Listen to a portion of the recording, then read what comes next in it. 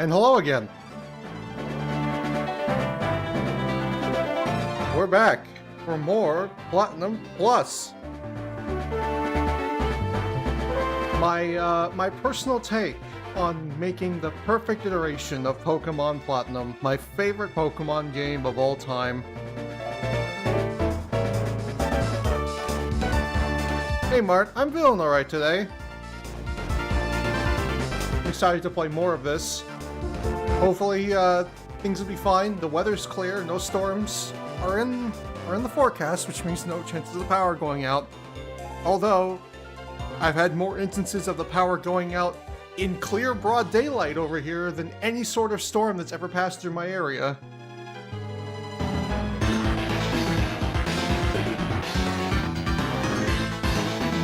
Yeah, fingers crossed that everything works properly.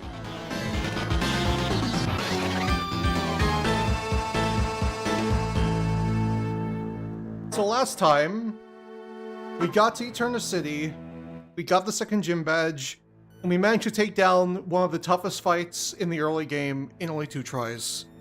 Which was a godsend, because I had a feeling... Where did we stop last time? I saw there were 2 streams this the other day. Is it because of the storm? Yeah, the storm caused the internet to go out and then the power blipped. So... I waited a little bit until it settled down, and thankfully it did. But yeah, today's goal is we're going to try and get to Veilstone City, maybe get up to another 2 badges. And the biggest goal of the day is to finish fleshing out the team.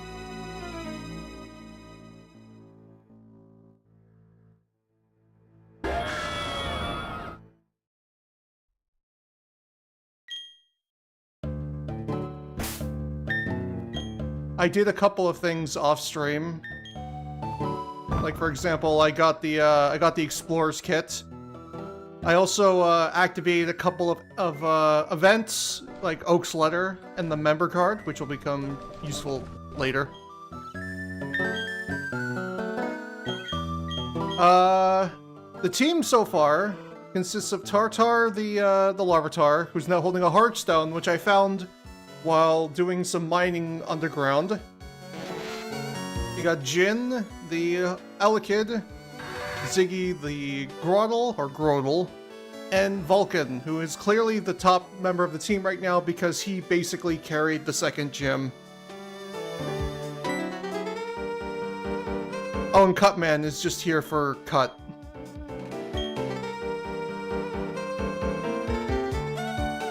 I did have a Phanpy on my team, but the reason I put that Phanpy away is because the moment I come over here...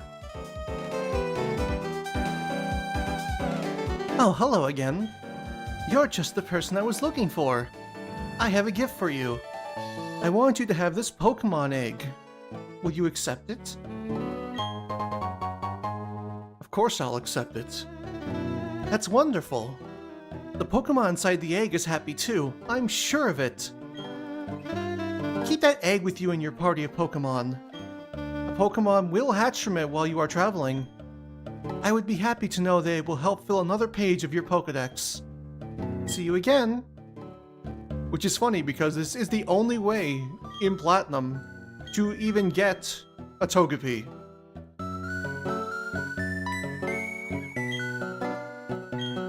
But yes, now that we've cleared out the Eterna building, we can go pick up a bike! Thanks to you, my Pokemon are back. This is something to show my thanks. It's the latest model bicycle. You must take it. I insist.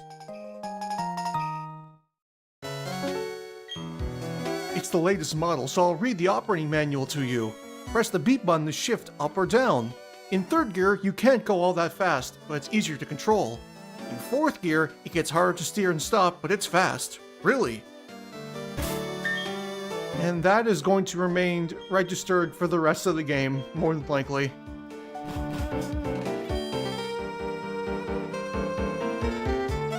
So yeah, now that we're done here, nothing left to do, we can just go on.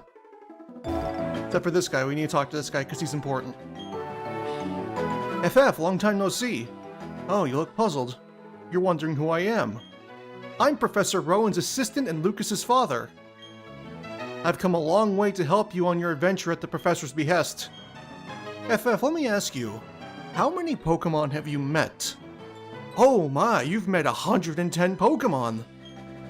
Wonderful, yes, bravo! Professor Rowan should be delighted!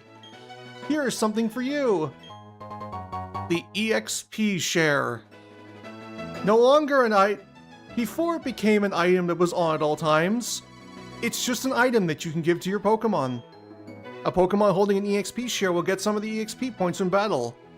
It will get EXP points even if it didn't actually battle. Therefore, it should be held by a Pokemon you want to raise quickly. Also, a Pokemon you get in a trade may disobey you if it's too high a level.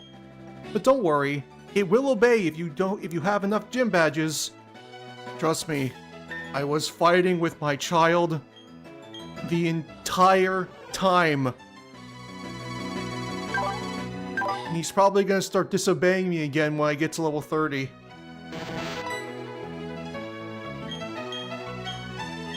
But yes, that will be useful later. Not so much right now. Oh, I forgot, they don't automatically put you on your bicycle here.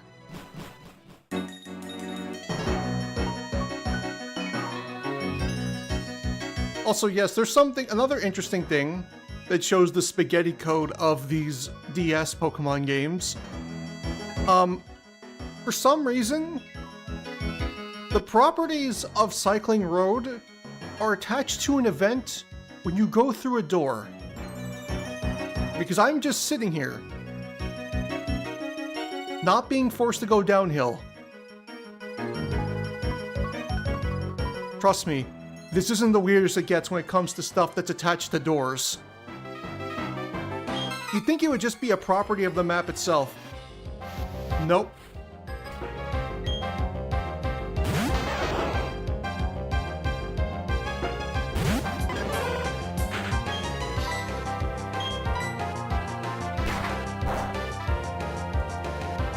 Oh yes, we have a Larvitar. His name is Tartar. Tartar, for the longest time in the last stream, was refusing to do anything I told him to because he was too high of a level.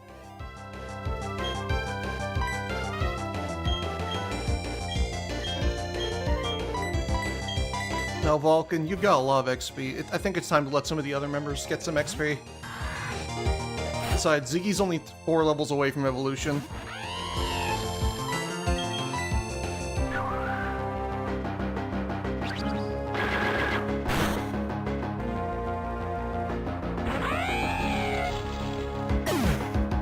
Just like Godzilla, he bows to nobody. But he's a good boy. I treated him well, and all he did was just want to die.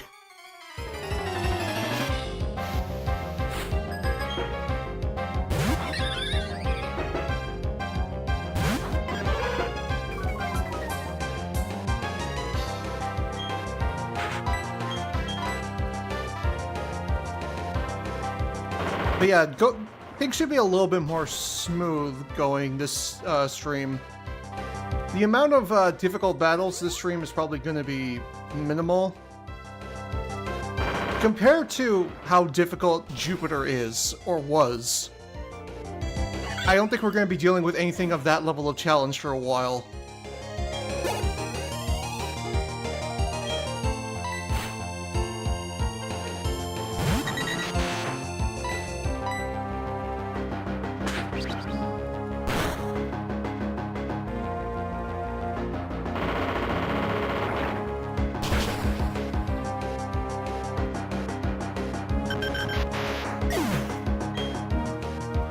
So I cannot believe that we are literally like a week away from September already. Everything's just going by way too fucking fast. At least the nice thing is, because the road's not shoving me downwards, I can just pause the game and heal my Pokemon.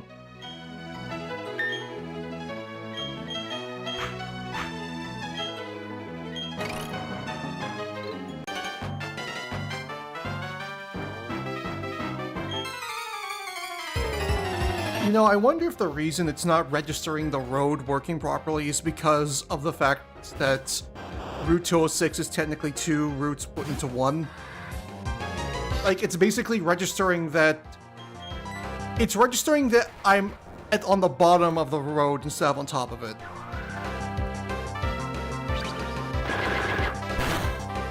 Thankfully, the year's almost over. I don't want it to be almost over, because there's so much I still want to do and get finished before the year's done.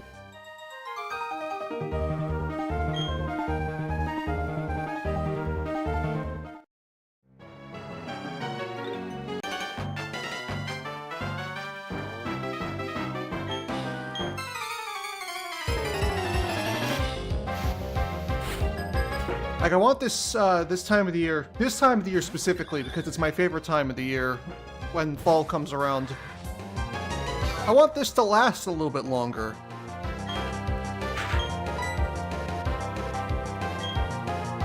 Like, the last 4 months of the year, in my opinion, are the best time of the year. When that weather gets into that nice spot where it's not too hot, but it's also not cold enough, where you can just have like a nice door open during the day, get a nice breeze.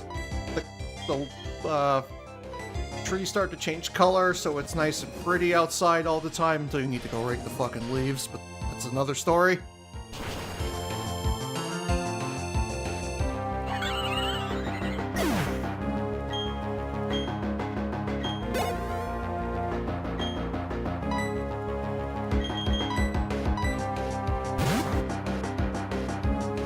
That and Halloween is pretty much my favorite time of the year. It makes me wish there was as much a lead up to Halloween in terms of celebration as there was for Christmas. Like, Christmas basically gets 2 months. Let us start celebrating Halloween in September.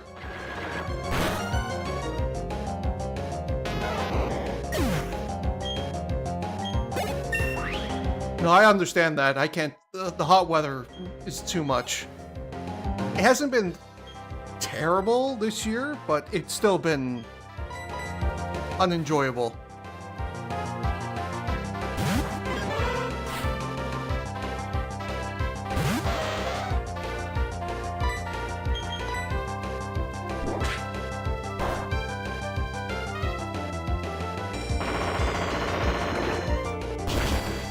Can't wait for the Kirby stream. Me too! And I think this year I'm going to try doing it on Meta Nightmare mode instead of just the regular mode.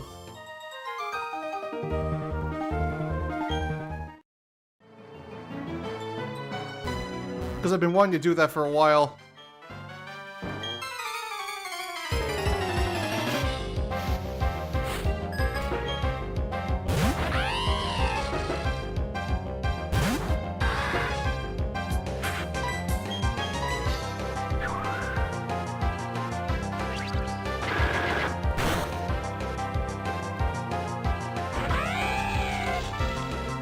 Here it was like every other year, and we don't get to go to the beach so much because we're basically here at home getting fried.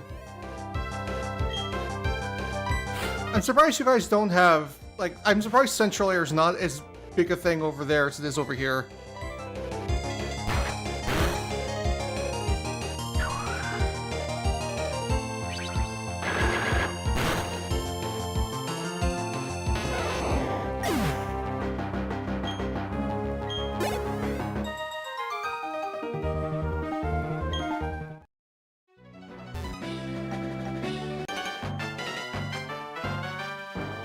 A bike will carry you a long way.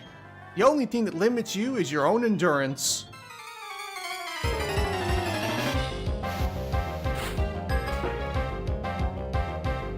God, I haven't gone biking in years.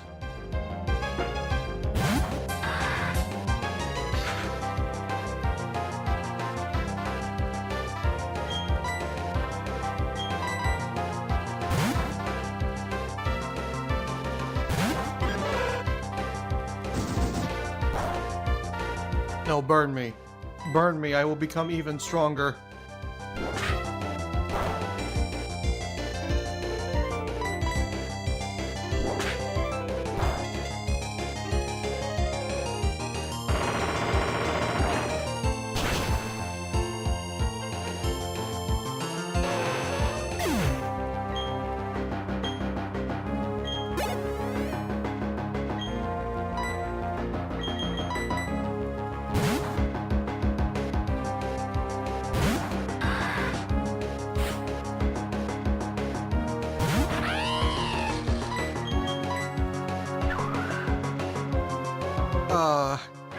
You know, the cycling road on this game, it's probably my least favorite cycling road of any Pokemon game ever, and the only reason for that is because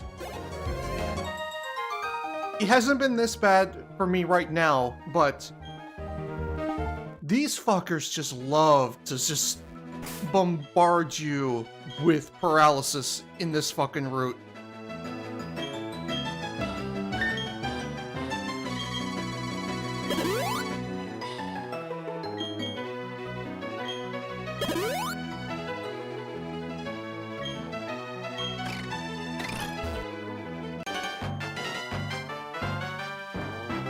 If you beat me, you can count on something rotten coming your way.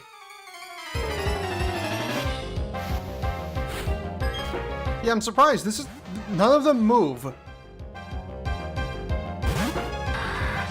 Then again, I think that's the same in... I think it's the same in, like, every single game with a cycling road. Oh, speaking of wanting to just inflict pain and suffering...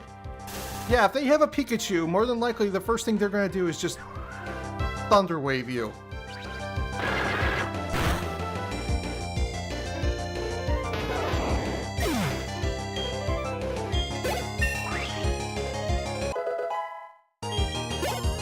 Only 2 levels to go.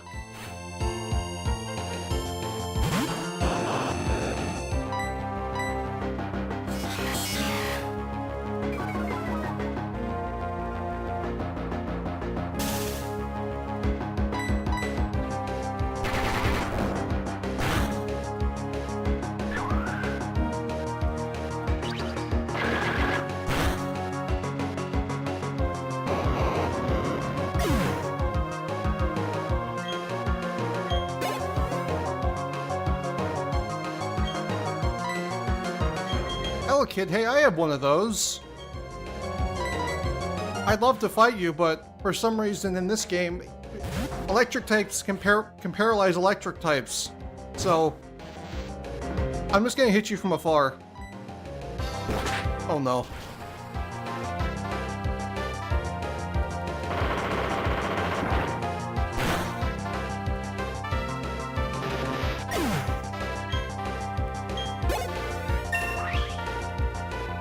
Tartar grew to level 26.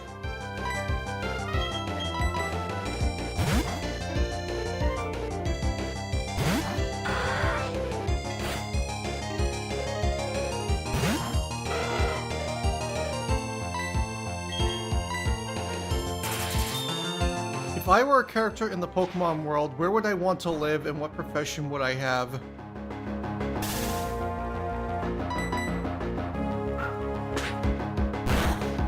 That's a difficult question because there are a lot of really nice places to live in the Pokemon world.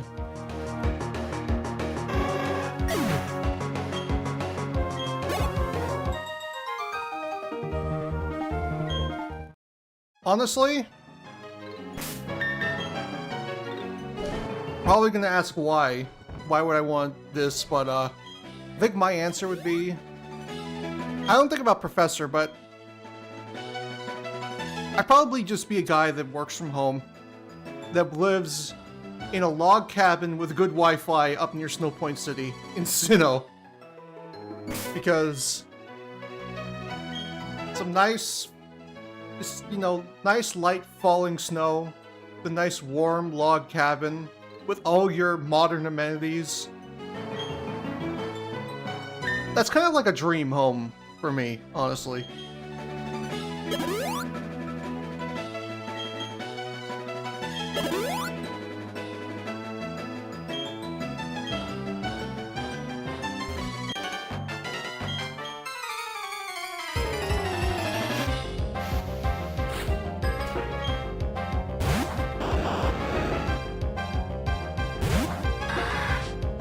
Like, sure, you'd have to go out like once a month to do like stock up and like get food and all that. If there was a Costco nearby, it'd be even better. Or whatever Pokemon's equivalent to a Costco is. Yes, you also get to enjoy the peace and quiet. It's true.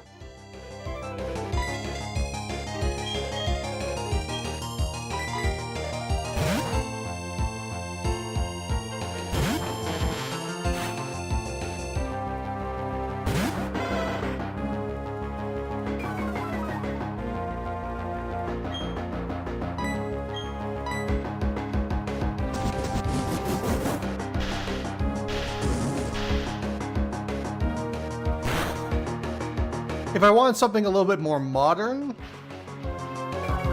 I would probably choose a city like,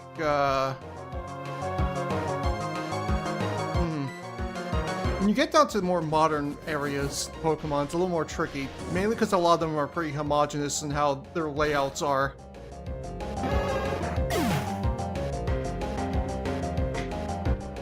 Alola would also be a nice place to live, I'm pretty sure.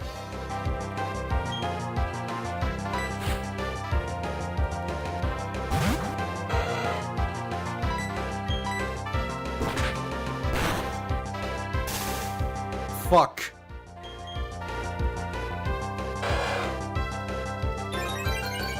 Which Pokemon would be my companion? Probably a Sneasel.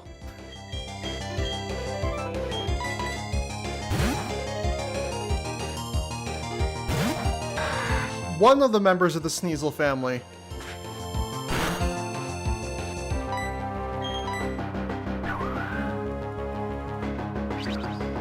Except for Sneasler. I don't like Sneasler very much.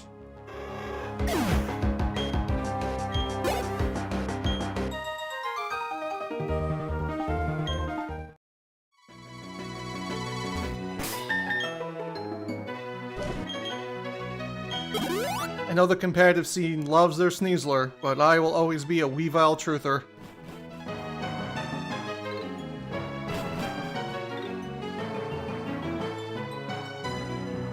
First thing I'm gonna go do is I'm gonna go buy some super repels because there's an item on that route that I want really bad. Also, Mark, you didn't see this, but it's sandstorms in Oreburgh City now.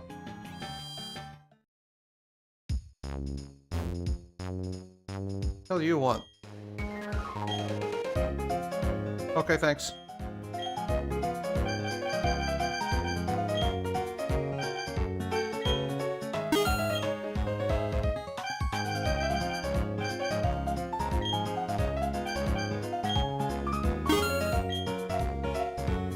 I get Premier Balls and added bonus.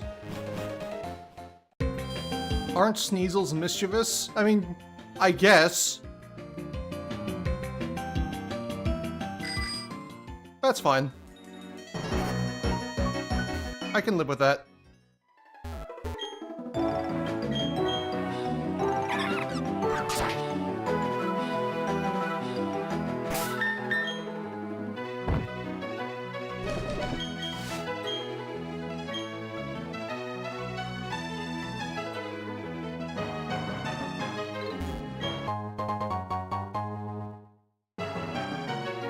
Hey Pikmin, hope you're doing well, man.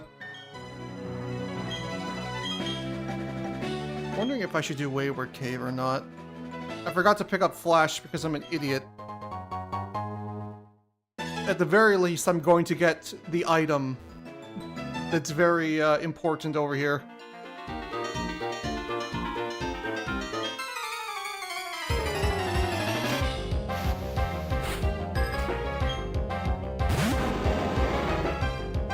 But yeah, Mart, Weavile's my favorite Pokemon, so if I could own a member of that family as a pet, or as a companion, or as just a Pokemon in general, that'd probably be the one I'd go for.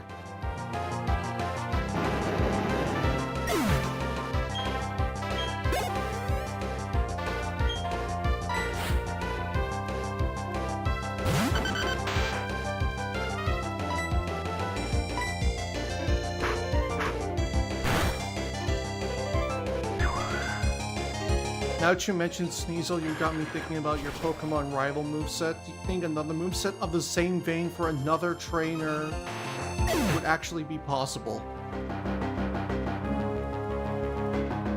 I mean, yeah.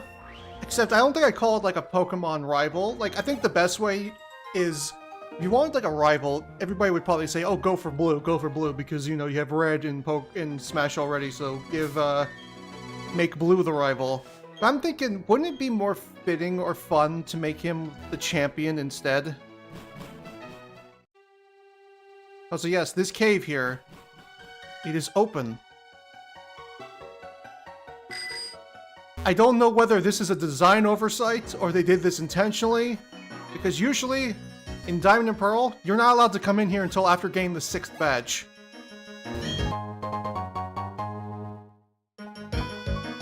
But, they have allowed you to come in here, which means that you gain access to this game's pseudo-legendary after the 2nd badge, which is fantastic.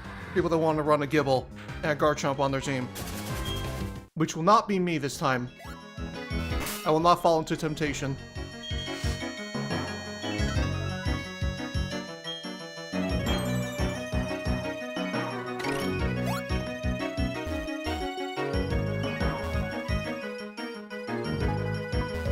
What's in this cave? Well, aside from this being the place where you can get Gible, this is the location of one of the best TMs in the entire game. And it's kind of insane that you get access to it only after the 2nd badge. Because if we come over here, go up these stairs, TM26 Earthquake. So not only do you get Gible super early, but you also get access to one of its best moves right away.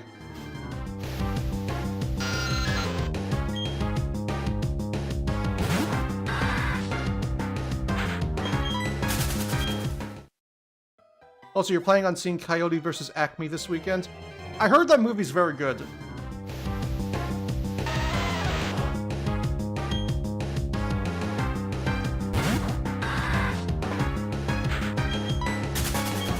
So you know what? Hang on.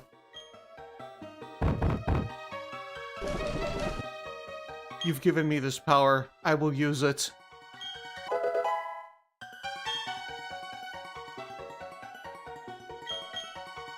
Ziggy wants to learn the move Leech Seed. No. What? Ziggy is evolving!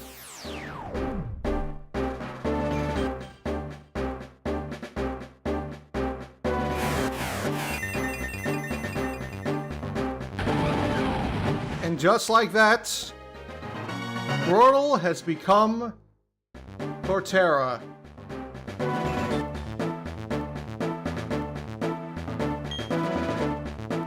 Ziggy wants to learn the move Earthquake. One of the best moves any Pokemon has ever learned through evolution. Yes.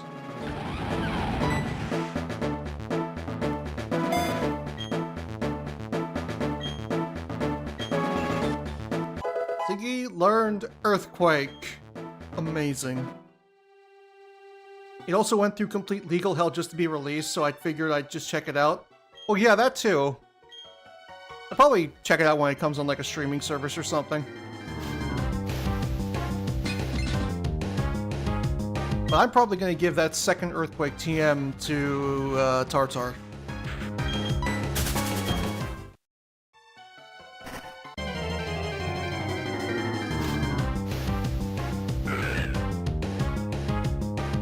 There'll never be a recent pseudo like Garchomp ever again. It shows up early enough to bond with, although it evolves just late enough without being too late, and maybe is hella generous by pseudo standards. That's true, and I should also mention, to balance that out, all the other pseudo-legendaries evolve by level 48 in this game too. So, Pupitar will become Tyranitar at level 48, Dragonaire's then Dragonite at 48, and Shelgon into Salamence at 48. Metagross wasn't changed because Metagross evolves at level 45.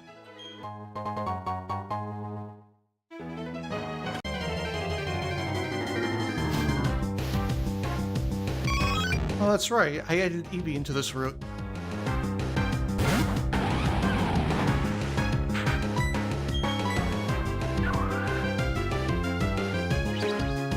My favorite steel type.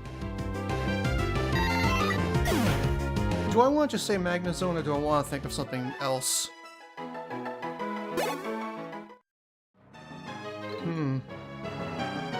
Give me a second.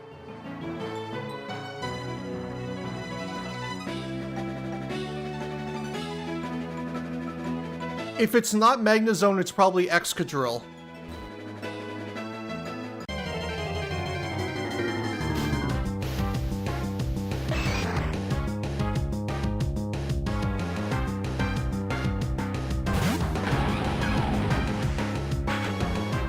Metagross and Scizor are also very cool Pokemon. But it's probably Excadrill.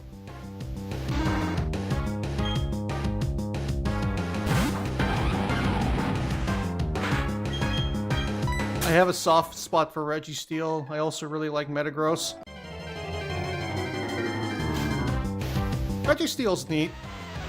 I should put in the event Regigigas so we can capture the Regis in this game.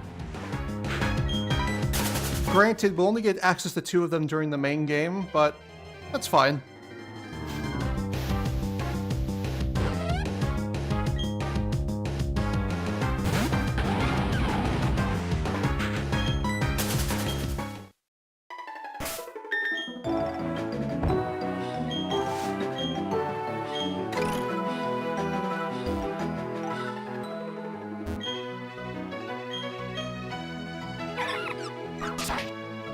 I guess also I can also mention Empoleon, because Empoleon and the Piplup line are the ones that I've used the most in my Gen 4 playthroughs. I just wish Empoleon was a slightly better Pokemon.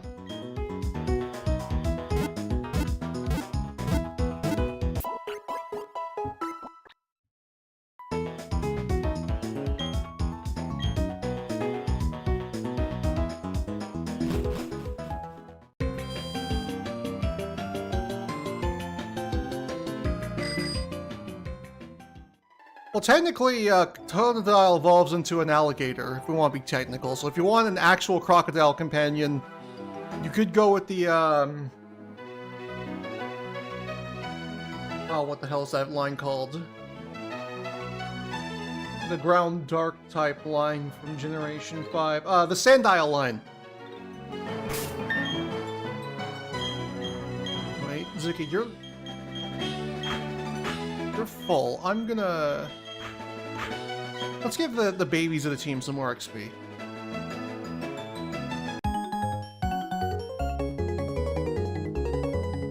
Go for it, my Pokemon. I'll do my best, too. Go do it, my Pokemon. I'll work hard, too.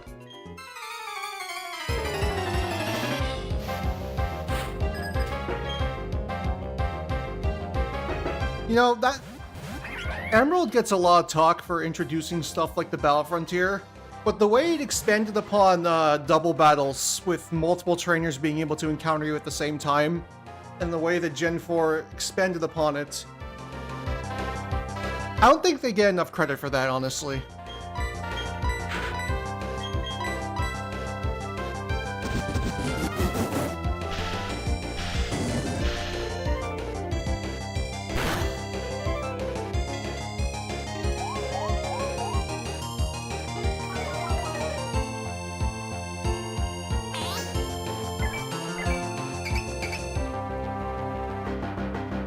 Rock.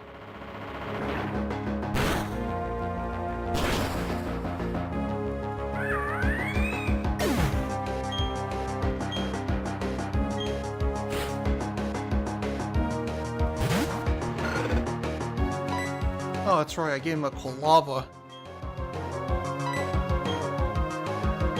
If I low kick you, you're gonna fucking paralyze me, aren't you?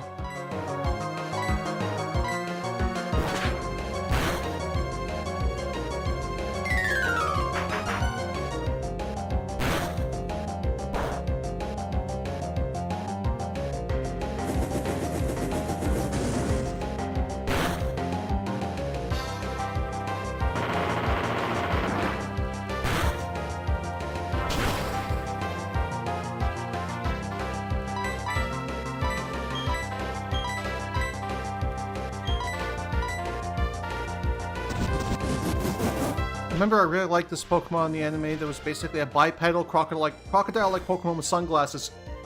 That's it. That is Sandile's evolution. That's you're either thinking of Krokorok or Crocodile. Crocodile if it was red, and Krokorok if it was brown.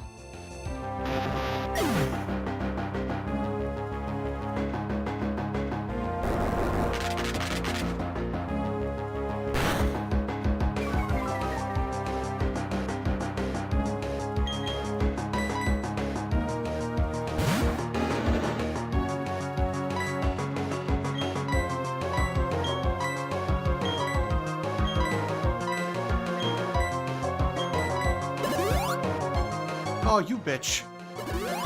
Oh, you bitches.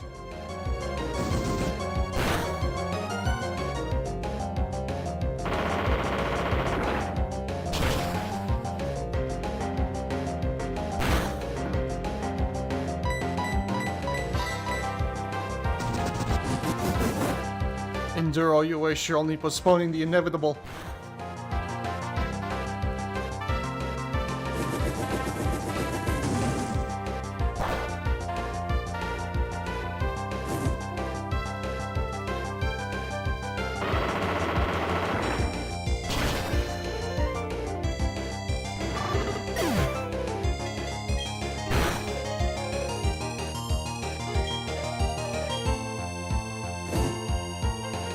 Oh, that's right, Tartar has guts, so he's just a fucking murder machine now.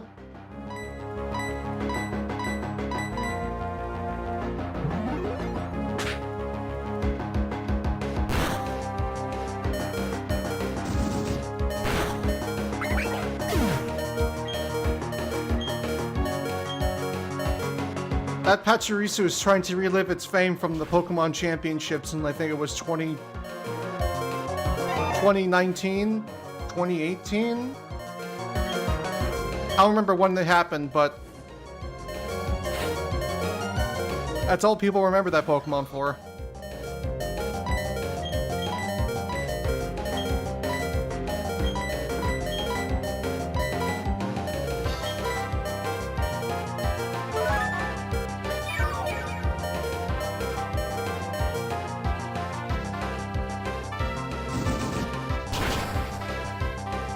I need to go, unfortunately. Okay, Mart, see you, man. Have a good one.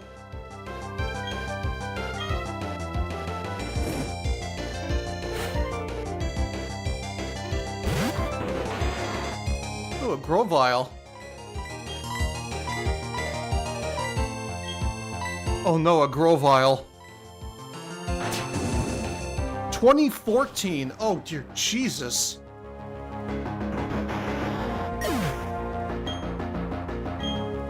I thought it was more recent than that. I didn't realize that was from the days of fucking Oras. Actually, I guess the VGC Worlds 2014 would be X and Y.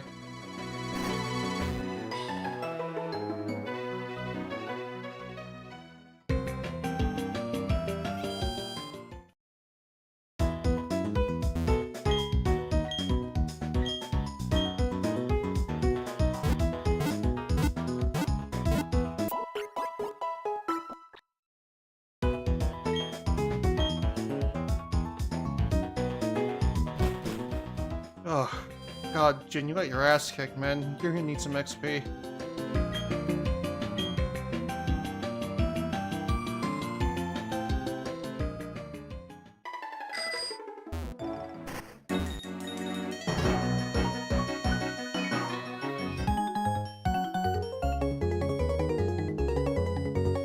I wear shorts the whole year. I've got energy to burn. I wear shorts. They're comfy and easy to wear.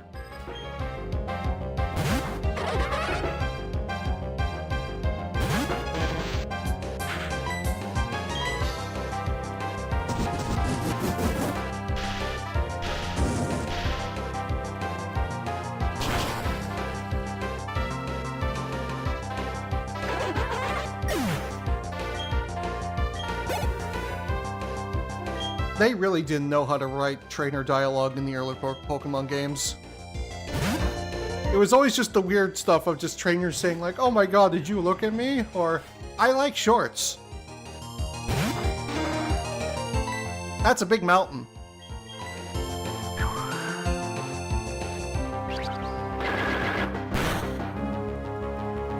They got better at it in Gold and Silver.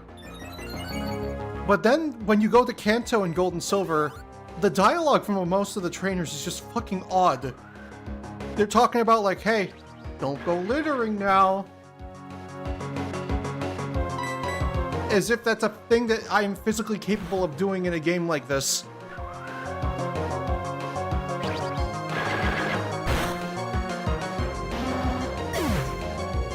Like they know there's nothing going on in their region anymore.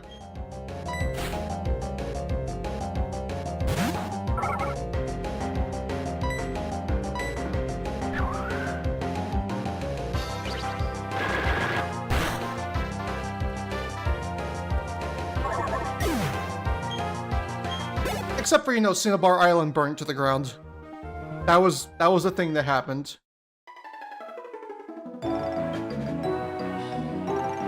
And that happened within like a 3-year time frame.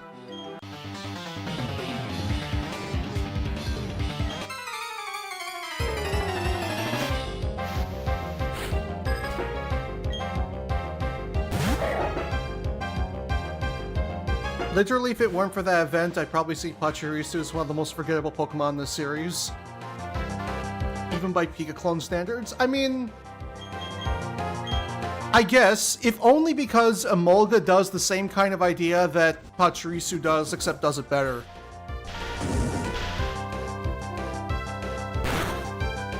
Emolga has notably more personality in its design than Pachirisu does.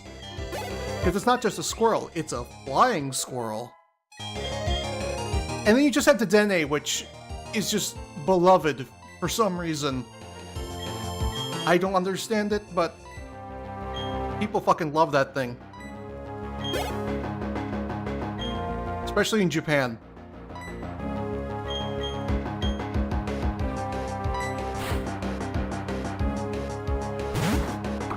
Didn't Torterra learn Shell Smash in Gen 9? I don't know, did it? Let me find out.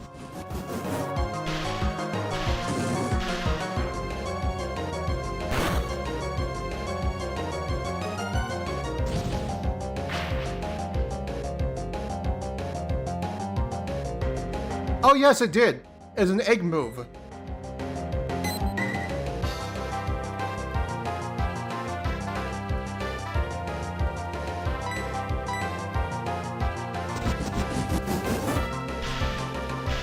It also got access to the stockpile trio moves, Double Edge, Superpower, Wide Guard.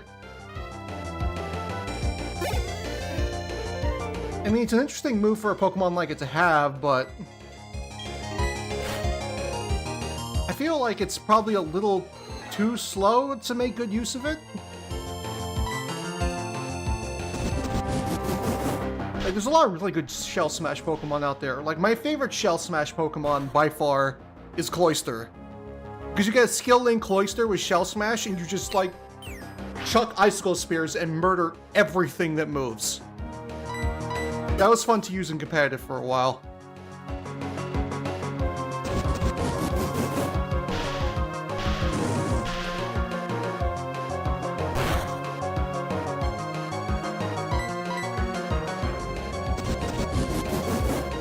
Headlong Rush is another recent big one. Yeah, I see that. It's basically just close combat for ground types. Which is, I guess, okay.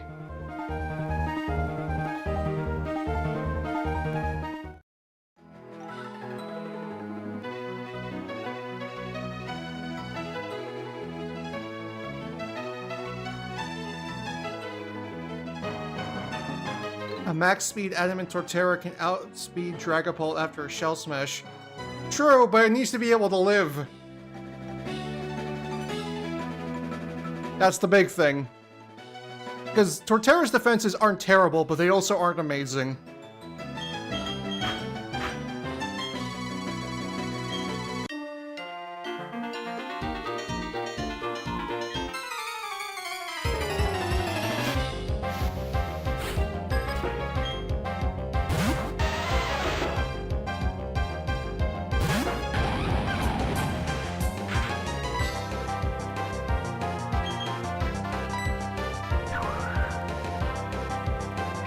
Well, I think Torterra's defenses is like 105, and an HP of 95, which isn't terrible, but it's only got a special defense of 85.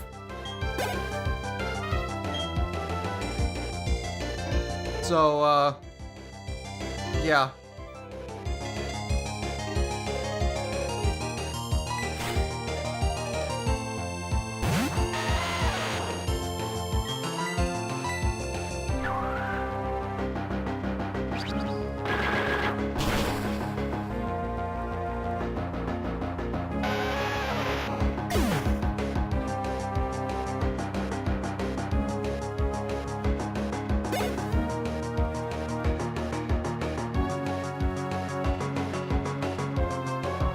Well, one thing that can definitely be said is that fucking...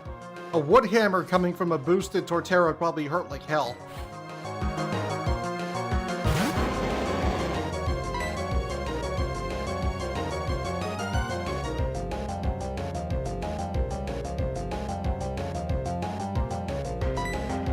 I guess another thing about Torterra is that it doesn't get a ton of coverage moves.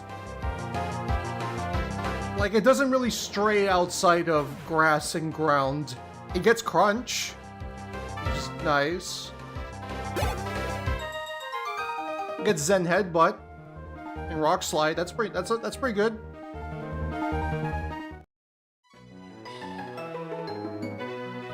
But outside of those, it's like a lot of nothing. I guess it gets Iron Head in the later generations, which is good.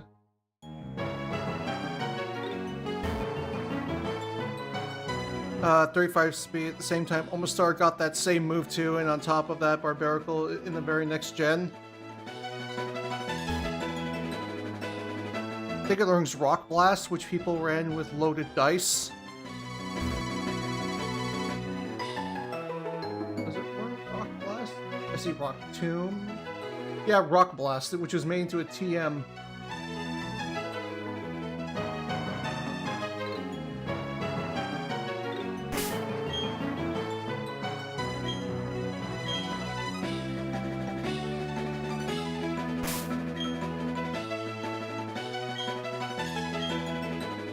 Also, I don't know about you, but relying on Stone Edge sounds scary. If only because of the fact that Stone Edge has such a low accuracy rating.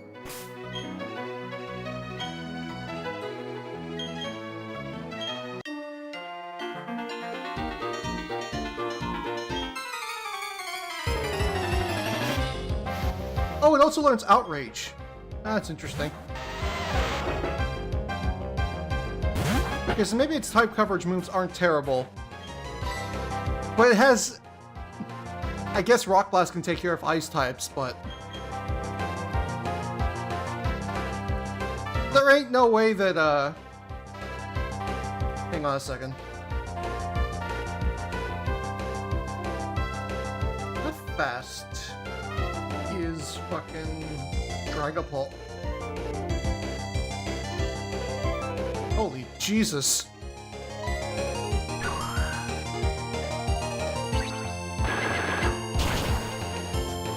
Okay, never mind. I was gonna say maybe Weavile could be a threat to it.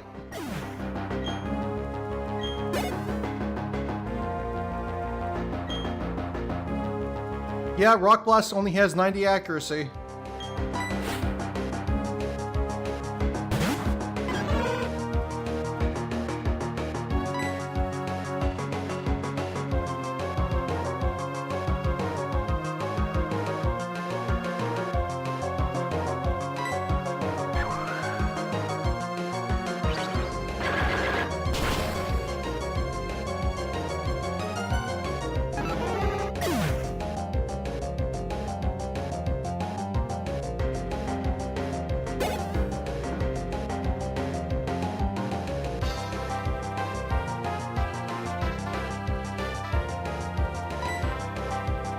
You know, I've been playing so much of older Pokemon games recently. I feel like I'm starting to lose a bit of touch with how fucking broken a lot of things have become with more modern Pokemon games, and how much they just let Pokemon do shit.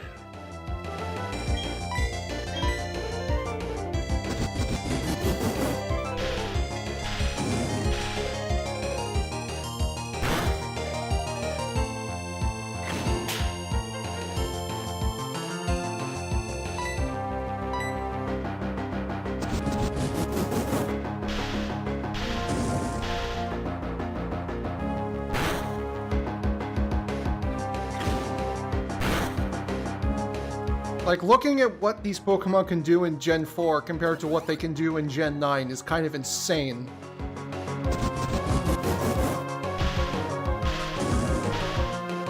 Like, half of the shit that they let them get access to is kind of just like, how are they allowed to do this? Why would you allow this to happen?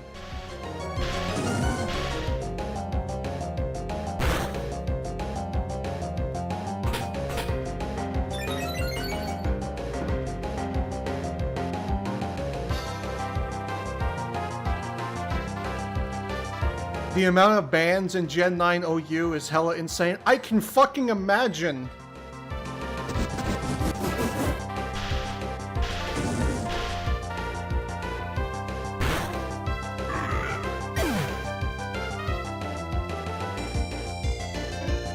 OU has always been kind of a little bit of a mess, honestly.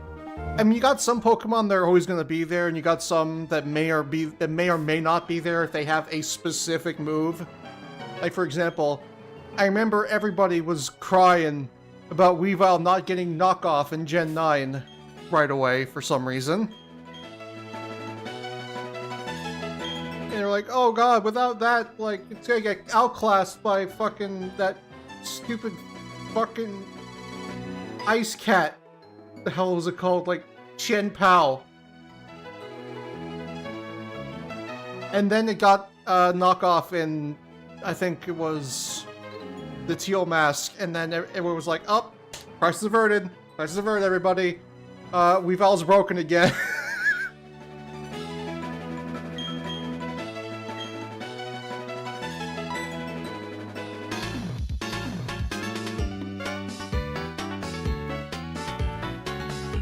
It's insane to me that Tyranitar is still a great Pokemon to this day. Imagine the hell it would raise if it was ground and dark instead.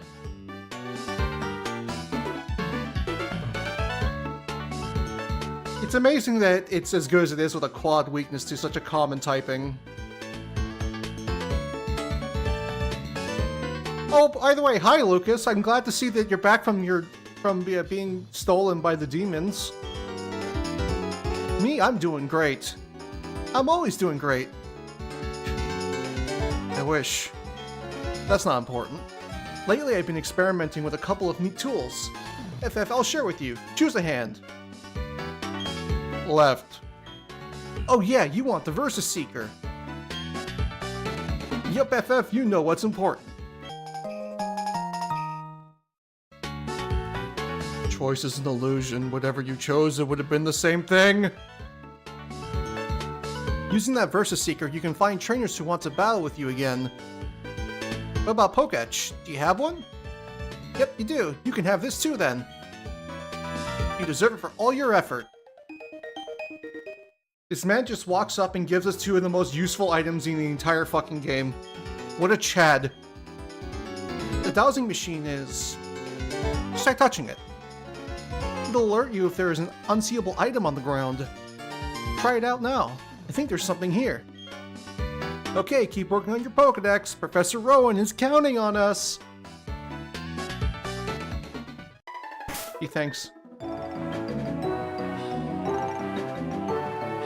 Oh yeah, I also got Triple Axle, which is also a great thing.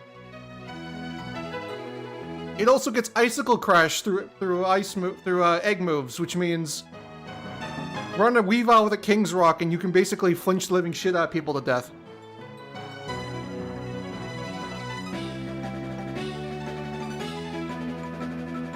Tyranitar is a miracle for a rock type that's nearly 30 years old. But I guess the Mega also helps. That and it's bulky. that's a thing. Most rock types suffer because they're bulky in one stat, but their other defense stats suck. Tyranitar has like nearly 100 in both defense and special defense, and it has high HP.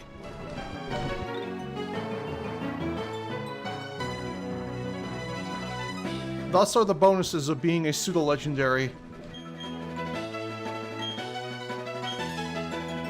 You know what, sure, let's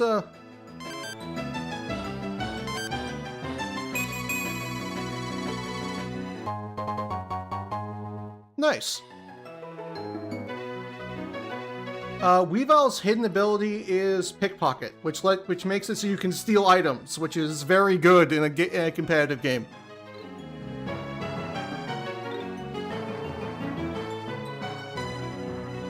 Especially if you're a Pokemon that heavily relies on your hold item.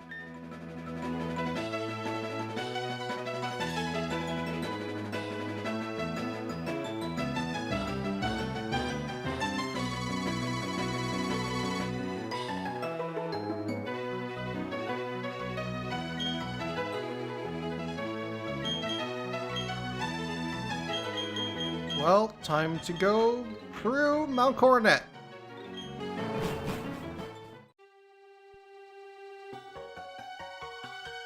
Also, I made it nice dark and blue in here. I changed the coloration of Mount Coronet because I thought it would fit better. Oh, hello, Cyrus.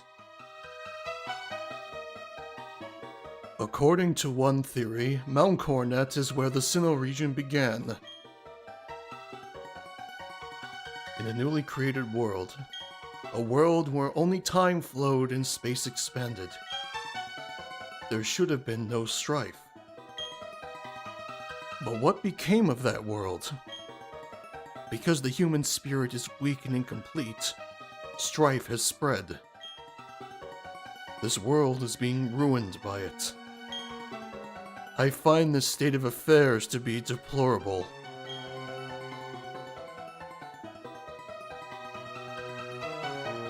Okay, good pep talk there, Cyrus. Okay, I'll see you later. Bye.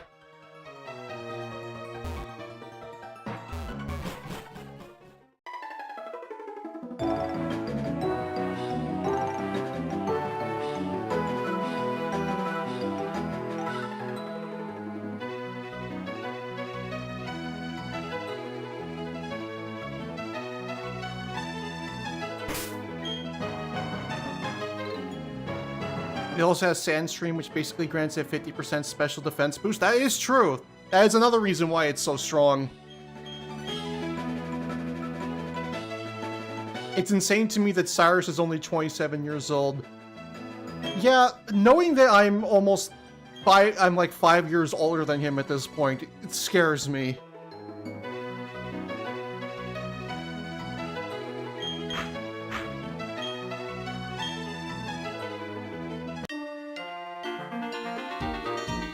If I beat you, will you share some food with me?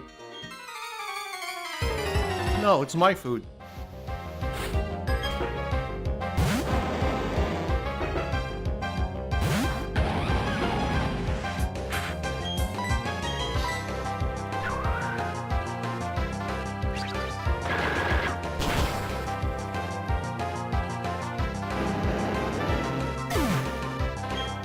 But you know what? I guess that's what a lot of cortisol does to you. It makes your eyebrows fall out.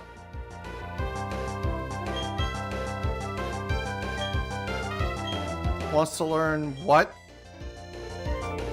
No, I don't need Leech Seed.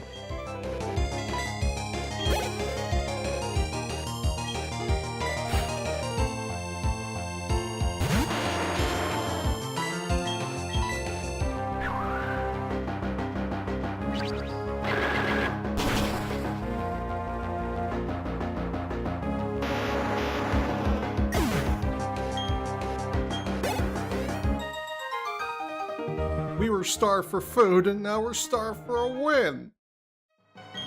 I feel even hungrier. Maybe I'll chow down on some berries. I mean, but that's kind of gross. I mean, what am I, a Pokemon?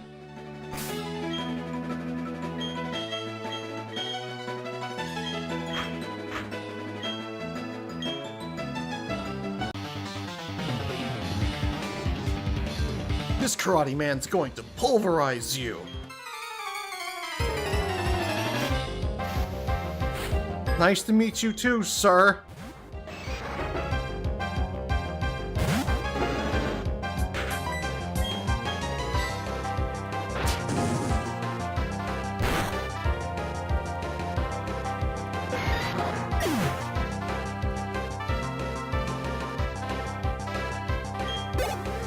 You know, when you mentioned Ice Punch and Stab knockoff, I was like, wait, Weavile doesn't have Dragon Dance. It'd be fucking insane if it did, but... yeah, Tyranitar does get access to Dragon Dance, which is fucking really, really good. Oh, that's a... I don't want to fight that.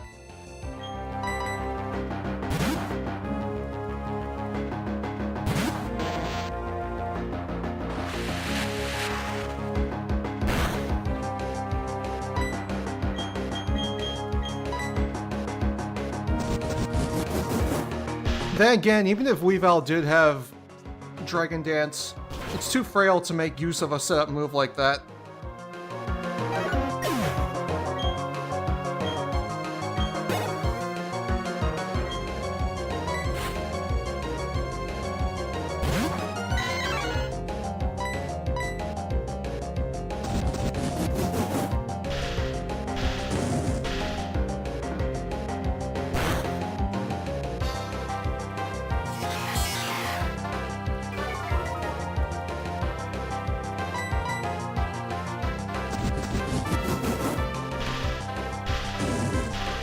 But yeah, on the topic of Gen 9 competitive Pokemon, I don't know very much about the going-ons of who's the strongest and whatnot.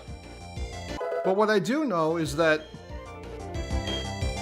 the reign of Garchomp may be coming to an end, because there was a while where it basically almost got shoved out of OU, which is insane to me, considering how strong of a Pokemon Garchomp is in general. It's pretty much like one of the few Pokemon that outclasses its Mega. I don't know about Garchomp Z, but it definitely outclasses its original Mega.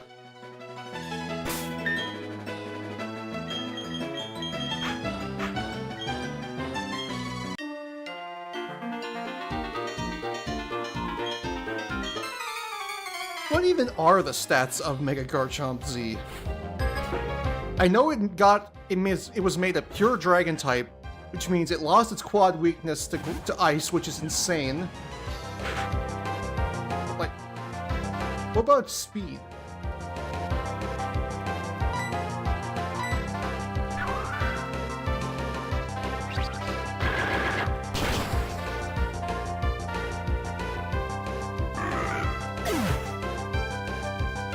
Oh, it has 151 base speed. And they buffed its special attack.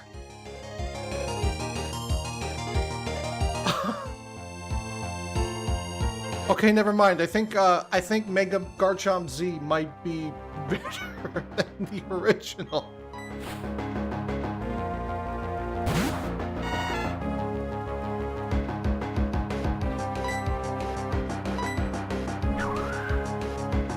It is over? By the description of that fucking Mega Evolution, I don't think so.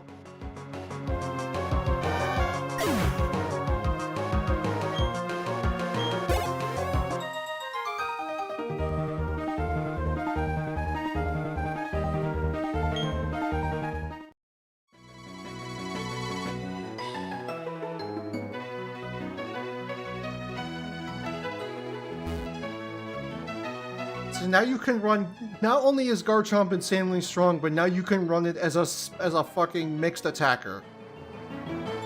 You can run a Garchomp with fucking Draco Meteor and have it actually be decent.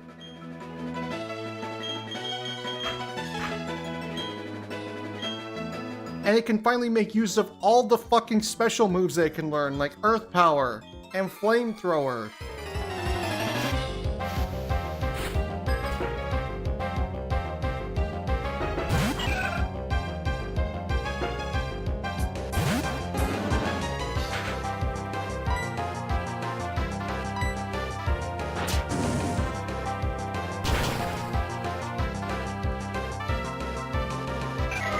Yeah, it outspeeds Dragapult by 9 speed stats, which is insane. I don't know why they'd want to make it a split attacker, not just make it even stronger physically, because its basic attack stat didn't change.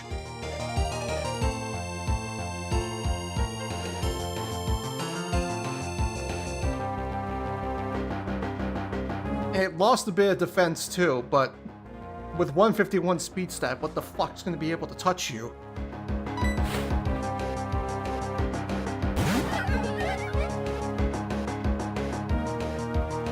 And a speed stat like that, what outspeeds it? Fucking Regieleki?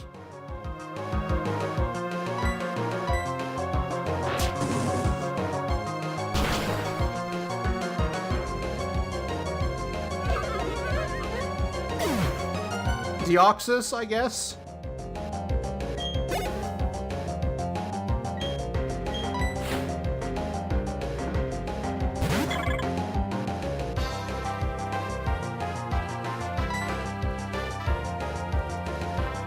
I do believe that Power Gem is in Legend ZA. If not, it says that Garchomp can learn it.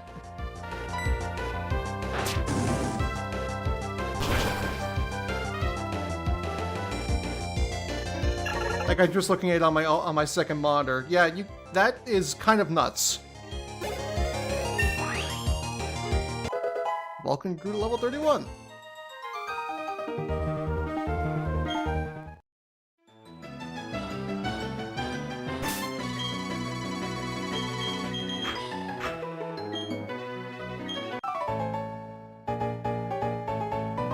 You and I, let us create a scene, a fantastic tableau of battle.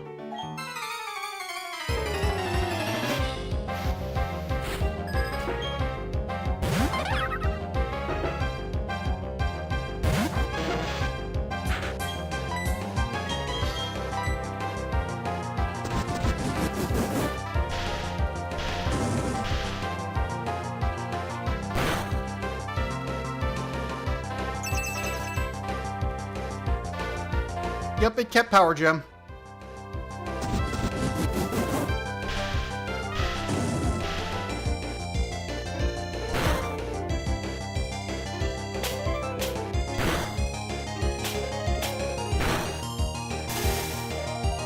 Lol. Lamau even.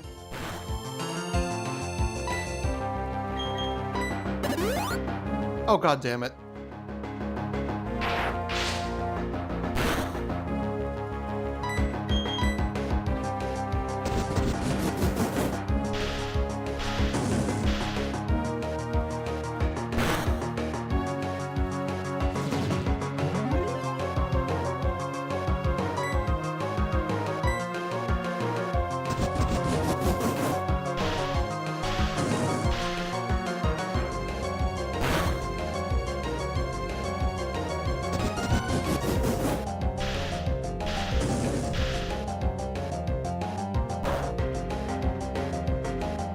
Oh, the ROM is not available to the public. It is a custom creation made specifically by myself for myself.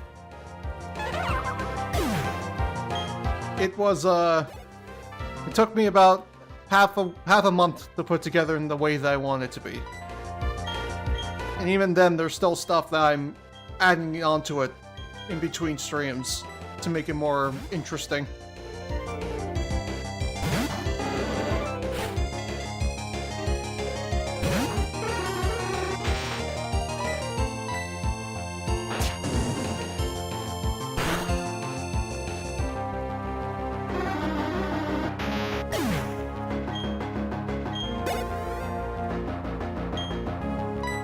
Smeargle!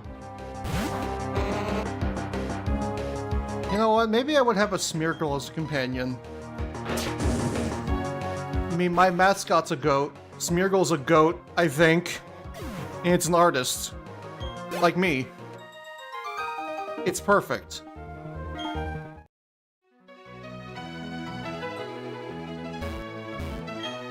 Don't say a word. Just take it. Go to Route 209. Go underground. Listen to the stone pillar. Talk to people underground. Okay, thank you, weird stranger sitting in the corner. I'll get right on that. Anyways, we've arrived in Hearthome. Oh, thank goodness you happened to be there. If it weren't for you, who knows how far my Baneri could have run. Alright, Baneri, back into the Pokeball you go. You little shit. I'm Kira. I'm a Pokemon contest judge. Be sure to drop by the contest hall so I can thank you properly. I'll be sure to do that, but I'll need to swap ROMs because going into the contest hall breaks everything.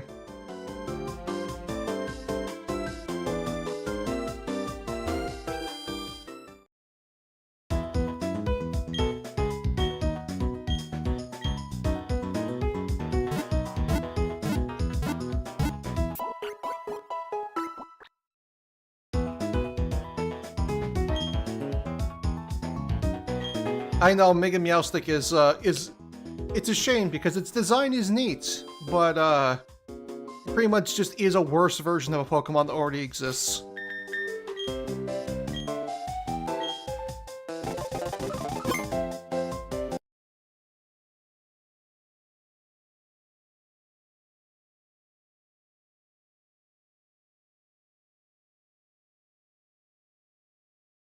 Come on, wake up, there you go.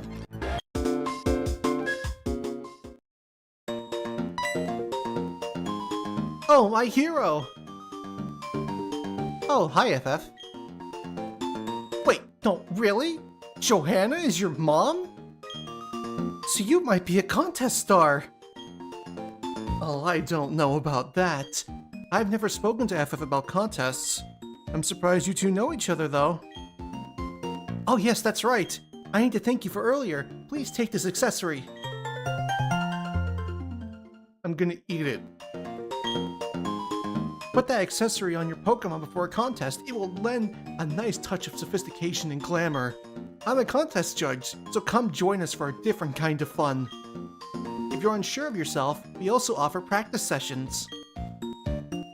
Okay, Joanna, I'll see you.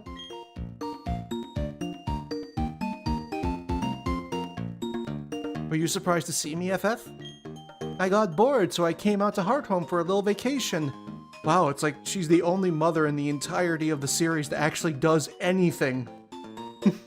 Except sit at home. I'm just as surprised to see you here, my dear. But are you serious about entering contests? Not dressed that way. When your Pokemon is all dressed up, you can't be dressed your usual way. Put this on for a little glamour. A dress. I'm sure it will look good on you. After all, I chose it. Go enjoy the contest, honey. Contests will give you a different look at the many charms of Pokemon. It should be an eye-opening experience for you. Bye now.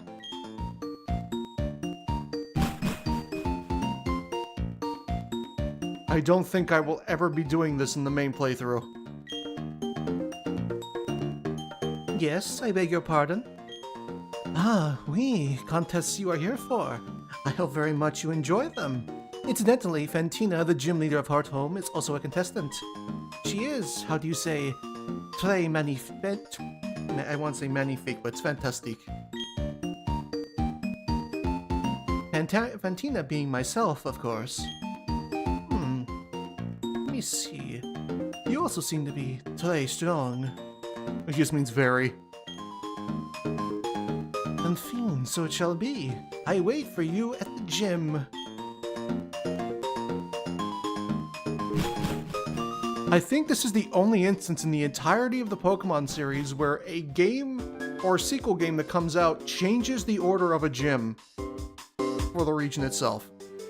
Aside from Black 2 and White 2 being its own thing. Because in the original Diamond and Pearl, Fantina is gym leader number 5. But because it'd be much better pacing to have her be the gym leader here in once you reach Hearthome for the first time, They changed her to be the third gym leader. And I think that was a welcome change, to be completely honest with you.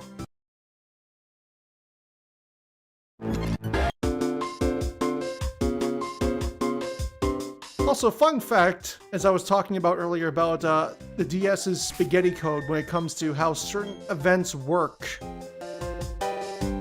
For some reason, I don't know why, but a lot of the gyms have specific events tied to when you go inside them that aren't just part of the maps themselves. Why is it so fucking dark in here?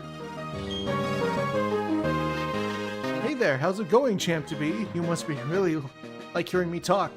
If you want to hear my long spiel again, just say yes. And he's saying that because he usually stops you when you first come in through the door to explain everything. So let me put it this way. For some reason,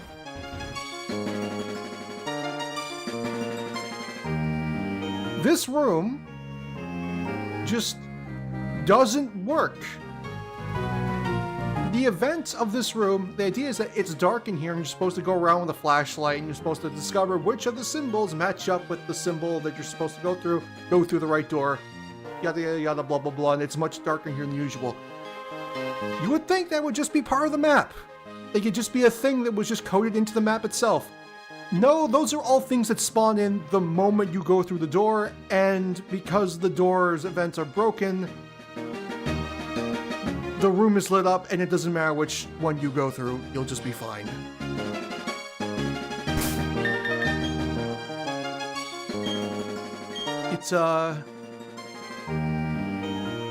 It's great.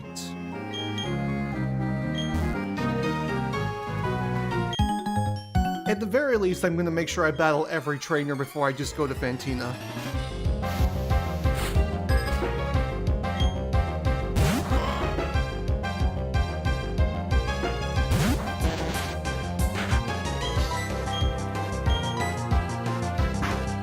Because Lord knows my team needs the XP.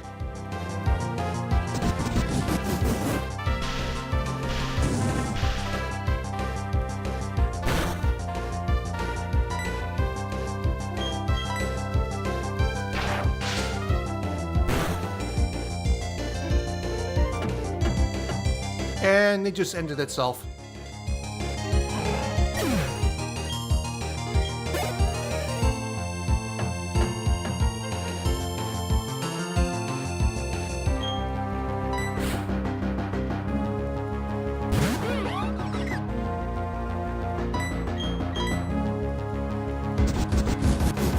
Also, yes, as you can see, the Pokemon here have been drastically increased in levels. I believe Fantina's strongest Pokemon in the original Platinum is level 26. So these are just the trainers. It should give you an idea of what to expect when we actually fight Fantina herself.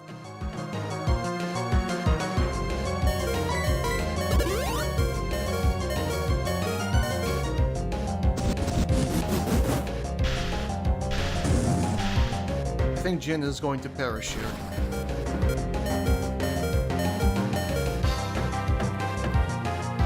Yeah, probably.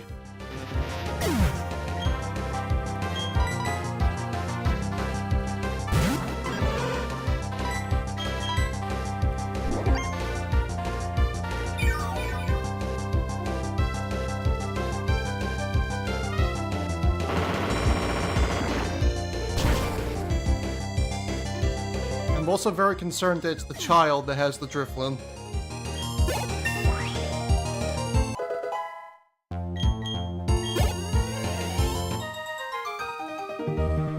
I should have dazzled you by shining my light in your eyes. Too bad, sir. The event is broken, and it's really dark in here.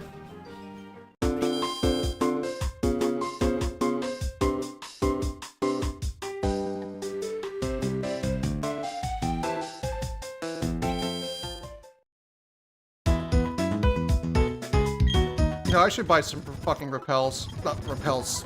Revives.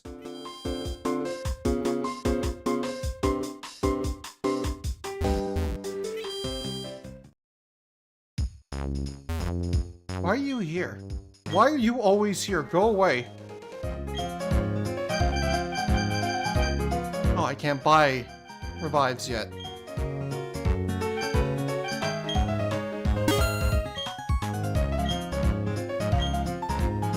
What do you sell?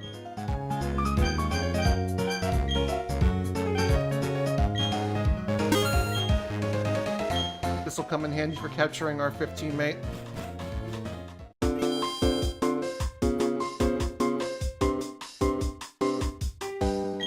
When I take my baby out in his stroller, I see the town in a different way. I notice things like stairs and bumps in the sidewalk.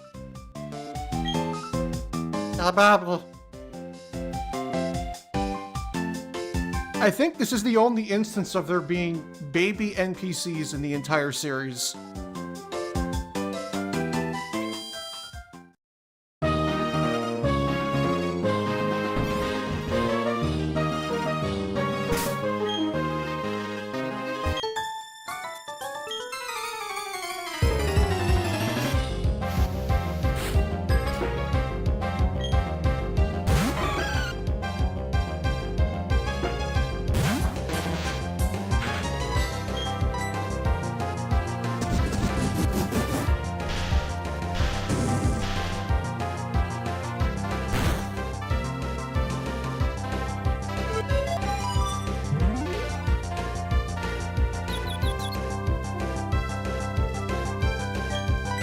Jin, I don't want to say it, man, but I think you might be starting to fall behind a little bit.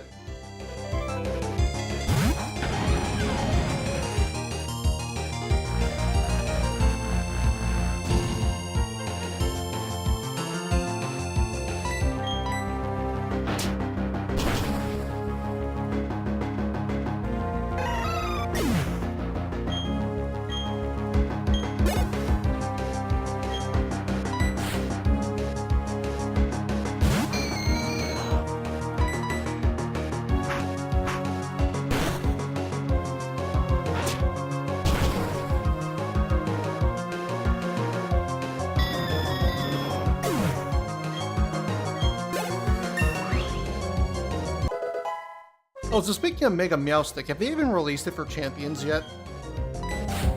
Because I know that that game is very slowly putting out all the Pokemon that were in Let's CA and other competitive Pokemon and whatnot, but I don't even think that's available to the public yet. Last I checked, everybody was just having fun with how broken Mega Staraptor is.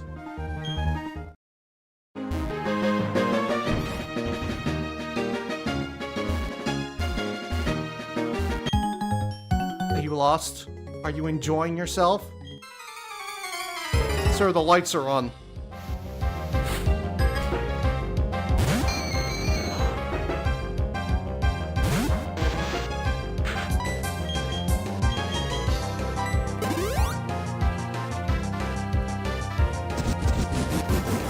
It was one of the first new Megas released in Champions alongside Alakazam and Gardevoir. Well, no wonder nobody fucking used it, if it was released alongside the ones that are better than it.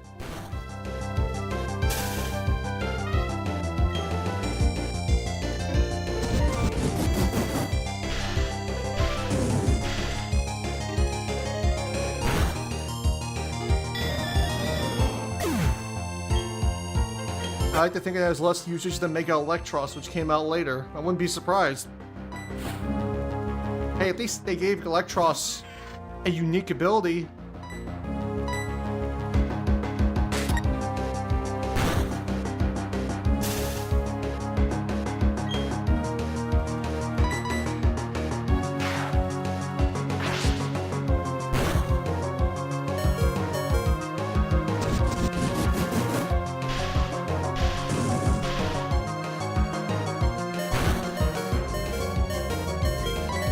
Much I want to bet this thing has fucking Pursuit. Nope, never mind.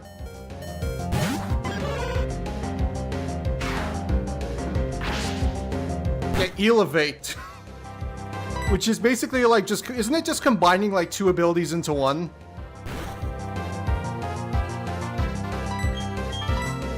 Because I know it still has the effects of Levitate, which is great. And it has something else, but I don't remember what it is.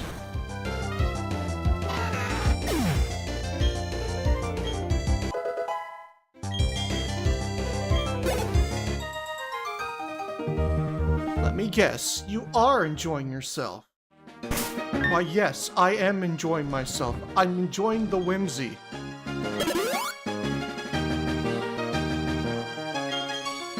Sounds like you get a little bit more whimsy in your life, kid. Levitate and Beast Boost. Yeah, that's a pretty good fucking combination.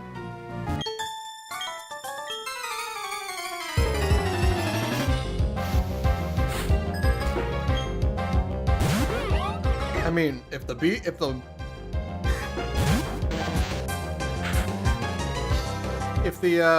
the fucking ones from Gen 7 aren't using it, might as well let other Pokemon use it. It's why not?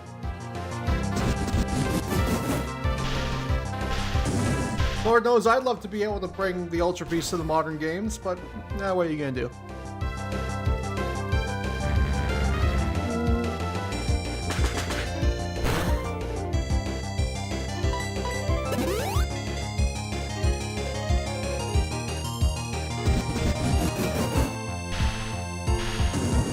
Here's the question. I know Electros was never that great of a Pokemon, despite having pretty much the best ability a Electric type could ever ask for. Is making Electros a genuinely good Pokemon, or is it just average? Because I have a feeling that it kind of would just average out to being okay.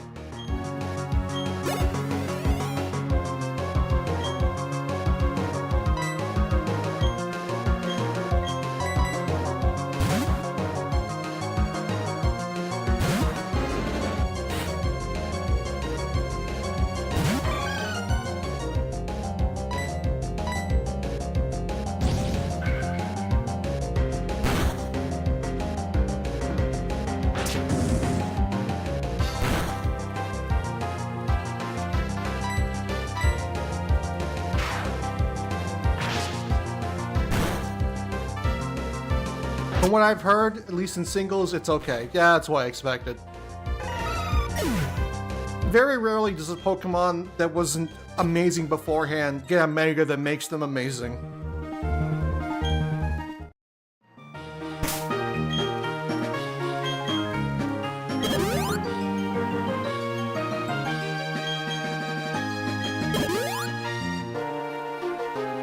In doubles, it's niche, better than garbage like some other new Megas.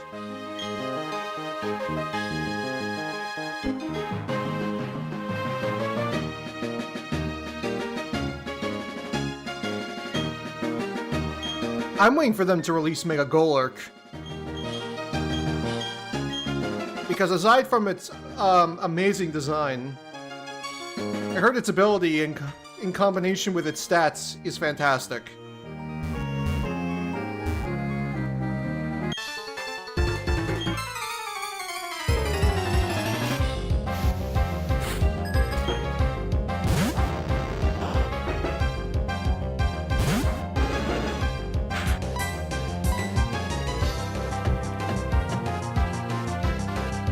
Okay, thanks.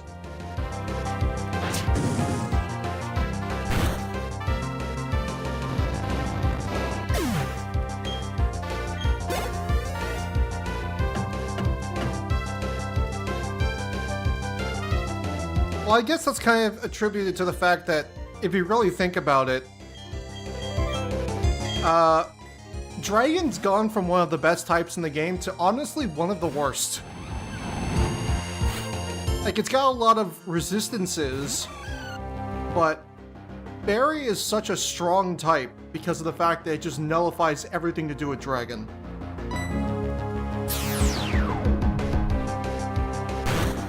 And Fairy is way more common than it should be.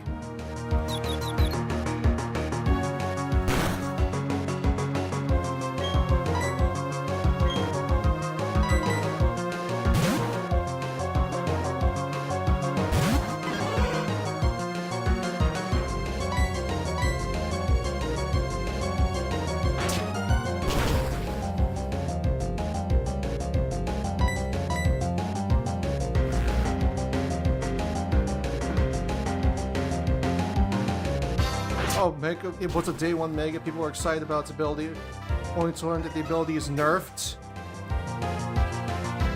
Oh. I forgot. Champions is no fun allowed.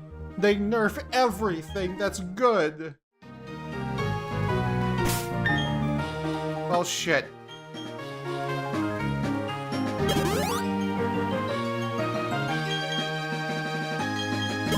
Well, that sucks.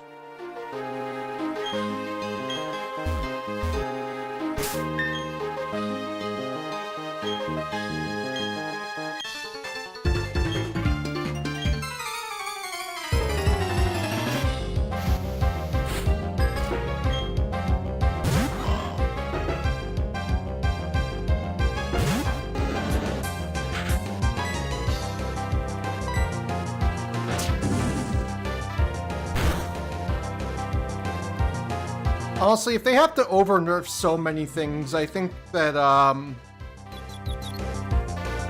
just goes to show how poorly balanced a lot of the power stuff in Pokemon is.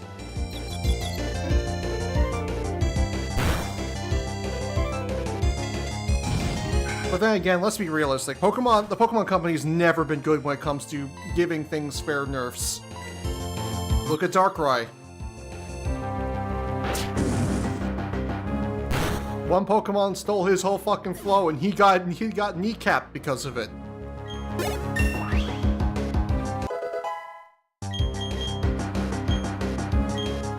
Slash. Sure, I'll get rid of Smokescreen.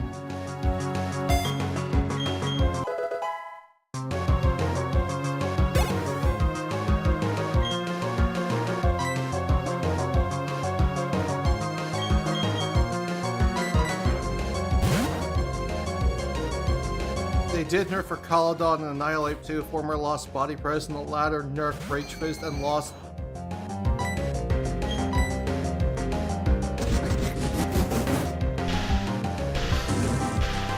And the problem is, when they start to add in more of the Pokemon that are, like, notably strong, like when we start to get all the staples of competitive Pokemon, like Landorus T, for example, when those types of Pokemon become available for usage, they're probably not going to be changed.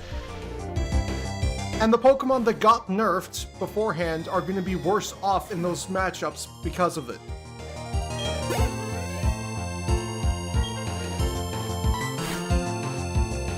Like, that just sucks.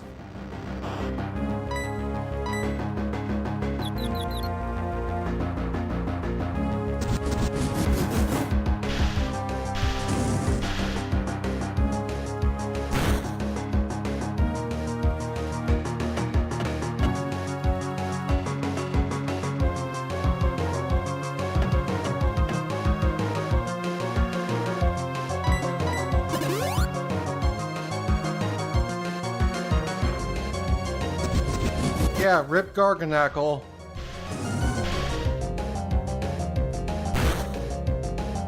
Like, I think it's okay for some Pokemon to just be strong. It's kind of part of the way the game works. Stop over-nerfing everything. Or if you're good, how about you buff other Pokemon instead of just nerfing them? That's the way I see it anyways. God damn it.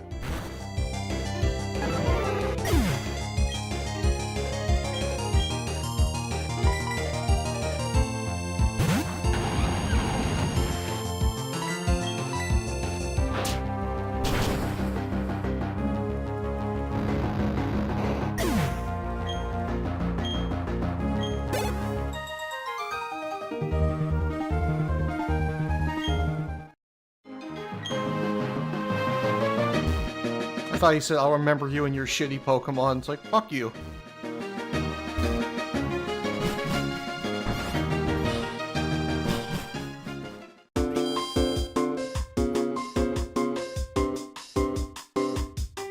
All that's left to do is take on the gym leader.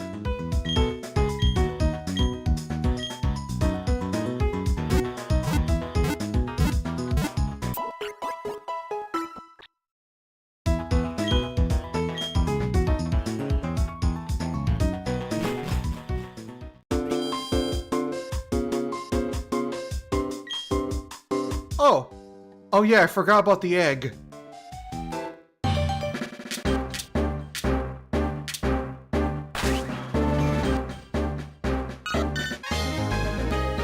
Togepi hatched from the egg! Would I like to give a nickname to the newly hatched Togepi? No.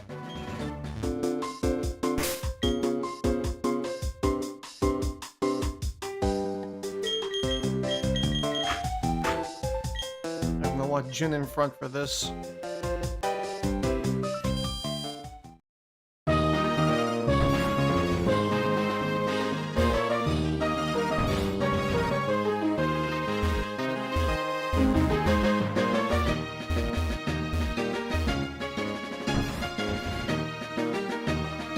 Wow, I can't believe I chose the right door.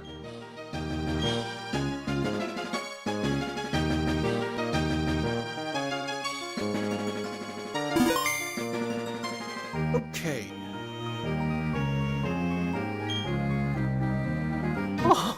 Oh, finally you've arrived.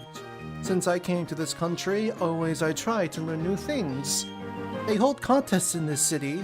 I say to myself, en fin, I will excel. That is why I dress this way. C'est une performance. Also, I study Pokemon very much. I have come to be a gym leader. And, so it shall be that you challenge me. But I shall win. That is what a gym leader does, no?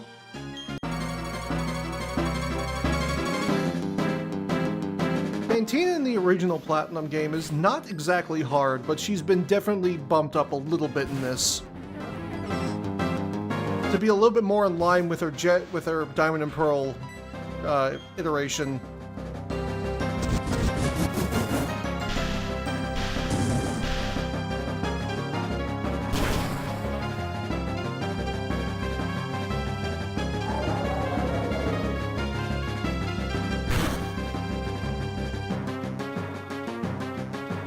Oh, god damn you.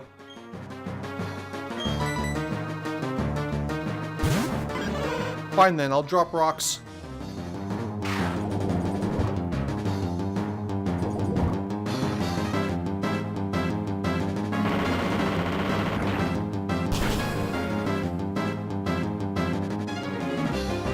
Way to fucking go, Tartar. Get all that XP.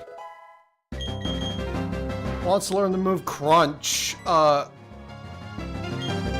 better place to learn that move than right now.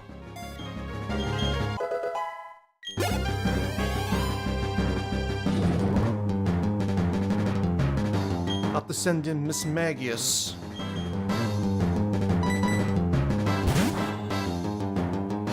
She's already throwing out her ace.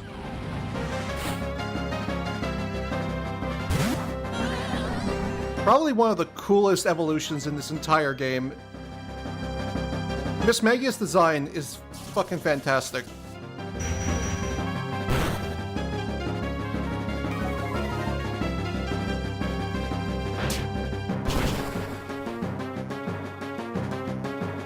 Oh, you got fucking crit. I'm so sorry.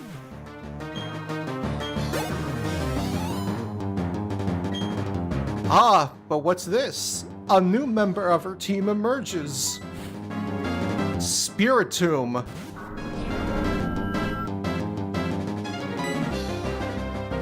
I think it's only fitting that she gets to use this, considering the event for Spiritomb is just a little bit past Hearthome.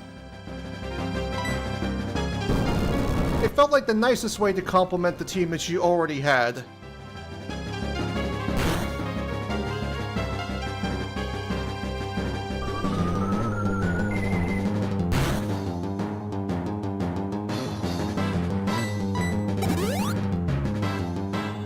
Heal all you want, I will not stop.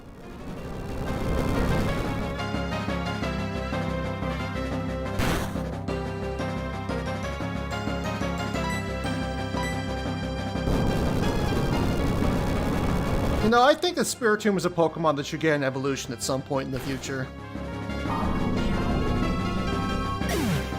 It feels a little bit incomplete. I mean, it's a neat Pokemon with an awesome design, but I feel like it needs to be made more powerful in some way, shape, or form, because Spiritomb has never really felt like a really great Pokemon to use.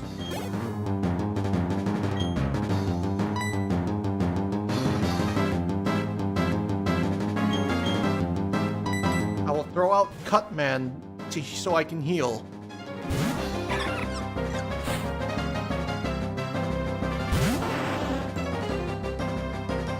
Oh heavens, what is this? Is this my final Pokemon?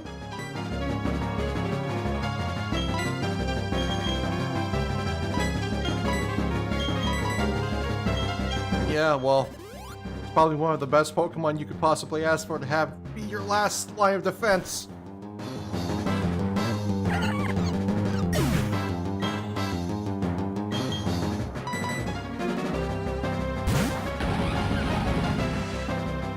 Gengar has always been a consistently very good Pokemon.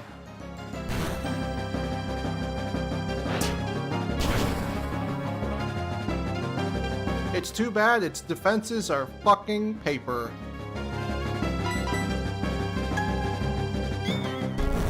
You bitch.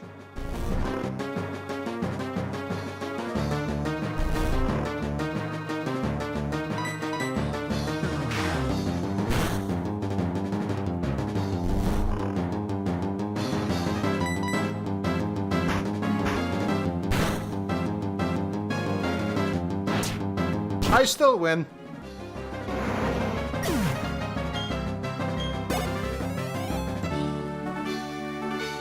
You are so fantastically strong. I know now that I have lost. I am dumbfounded. So very, very strong. Your Pokemon, so strong. Your power is admirable. I shall honor it with this gym badge. The Relic Badge. That badge will let you use the hidden move Defog outside of battle. Also, you can make use of this technical machine. That is what I think.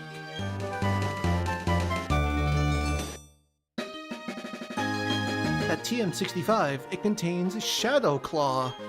A very startling move it is. Its hits turn critical often.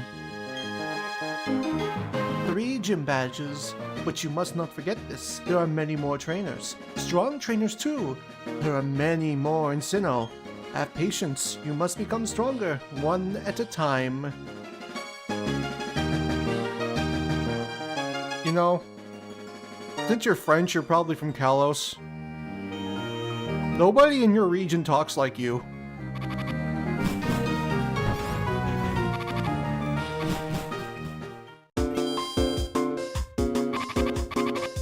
Alright, that's 3 badges.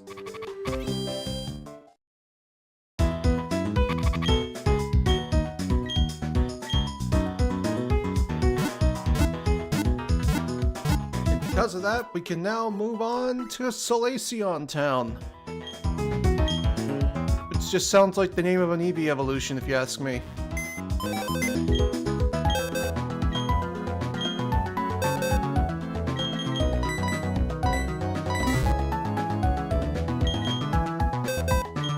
Thankfully, I caught a Natu off stream that can make use of Defog.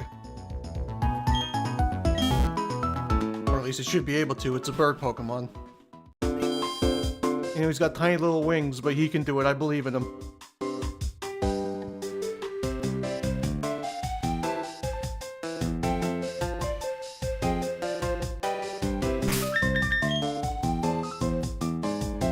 But while that was a great fight, there's a boss fight about to happen the moment I go through these doors.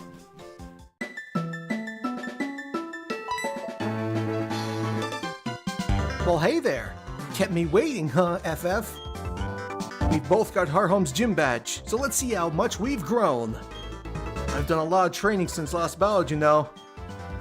Go easy on me, I'm finding you 1 million. Now let's go. Oh boy.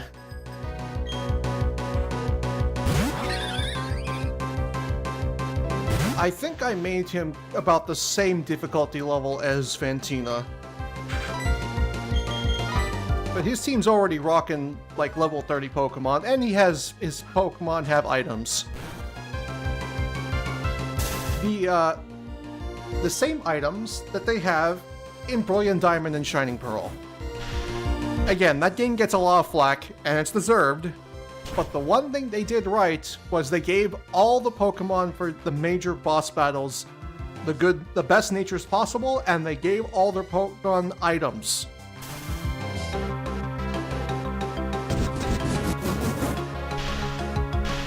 So it's only right that I follow suit.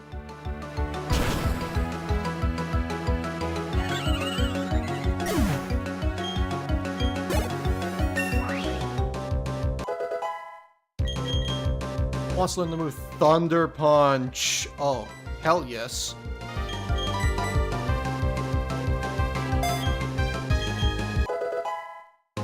When you evolve, that's going to be like your most used move.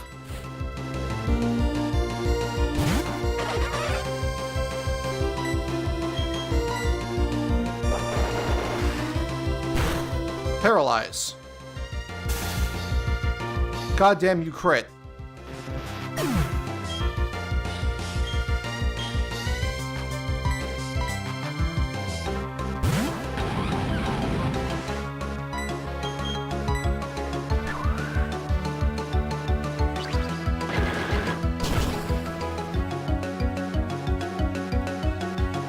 One thing I noticed is that they never tweaked the type chart without a new type added. So unless a new type is added, the type chart remains the same. That is... Actually, no, that's not true. That is not true. Kind of. Because there was changes made to one type that did happen in like Gen 6, but it was inconsequential of Fairy type being added, which was Steel losing its resistances to Ghost and Dark. But yes, his Dratini has now become a Dragonair. One level higher than the gym leader's top Pokemon.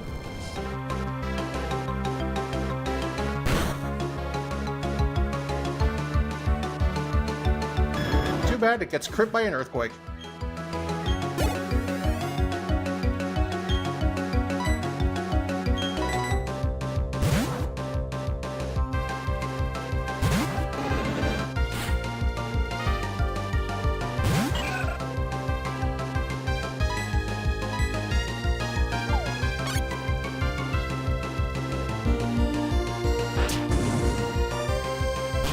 Also, I'm not gonna lie, it's kind of unfair that Steel lost those resistances. Steel has never been an awful type for a Pokemon to have, but it's never been anything notably great until Fairy types got added. Dang it! So I guess my strategy to win every fight didn't work, huh? Say, hey FF, you remember what I told you before? Make sure all your attacks hit. Avoid every enemy attack. Well, I don't think I need to tell you how impossible that is. Guess I'll need to just grind and toughen up the old-fashioned way. Anyway, I'm off to Salacion Town. See ya! You'll be shocked by my growth the next time we meet. I'm going back to heal.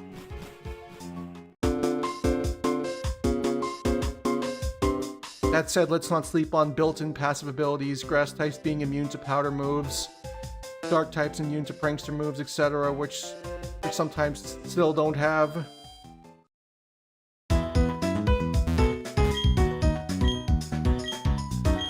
Well, in that case, if it was because of Fairy being added, then they should have only lost one resistance.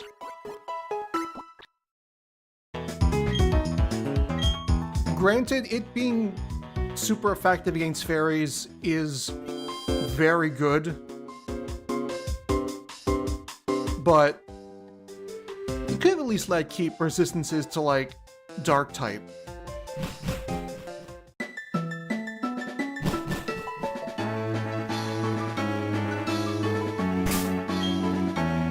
That way a Pokemon like Metagross could still have like only half damage to what would normally be super effective damage.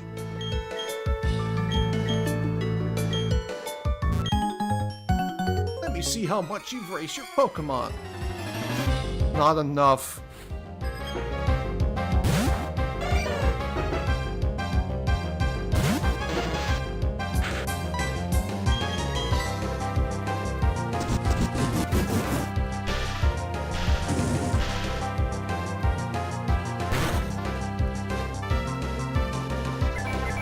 Not the first one to think of this, but I think bug types should be immune to confusion since bugs are incapable of becoming dizzy.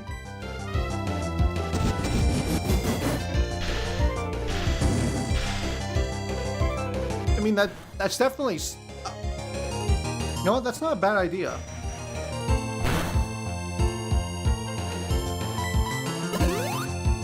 Although I'm not gonna lie to you, Pikmin, I've never heard that before.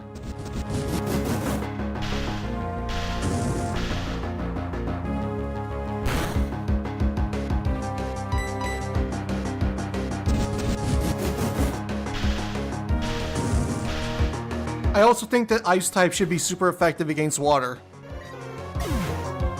That's just me.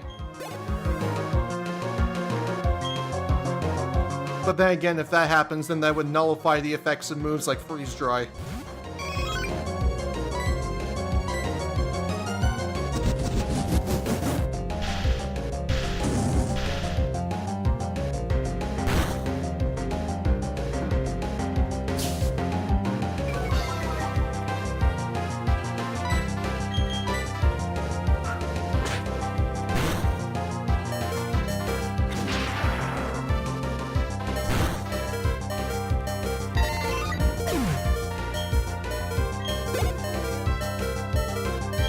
I also think that normal should be able to hit every type in the game except for Ghost evenly. Like, there's no Pokemon that resists it except for the two types that cancel each other out.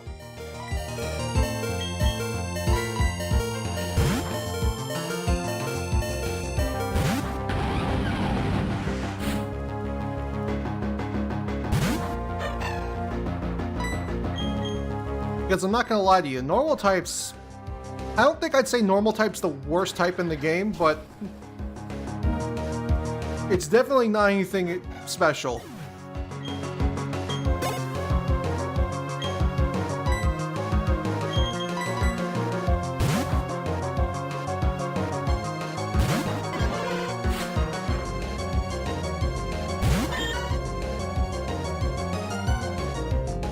I think bug type should have a move like Freeze Dry, but for ground types, since a lot of insects grow underground. I mean, that's also an interesting idea. Especially since ground type's arguably one of the strongest types in the game.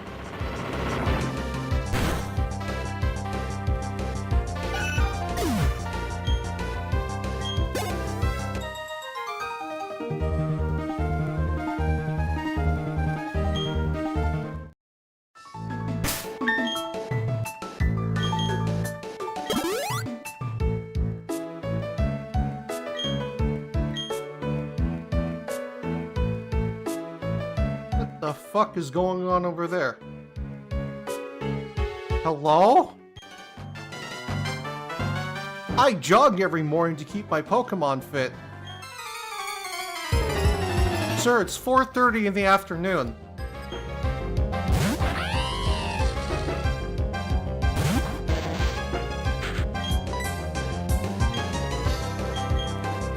This must be more spaghetti code bullshit. I think instead of there being a trigger to determine whether it's night, determine whether it's the morning or not, I think it spawns an NPC, a different NPC. But because of the way things are a little fucked when you go through doors, it spawned both of the NPCs at the same time. That just means more XP. I'm not complaining. That just means more trainers to fight, which means more XP, which means I could potentially get more levels. A good rod is really good. Wouldn't you agree? I would agree. Thank you, sir. You've just given me exactly what I need in order to go get our 5th teammate. I don't want to talk to you anymore. But we need to backtrack a little bit. We're going back to Mount Coronet.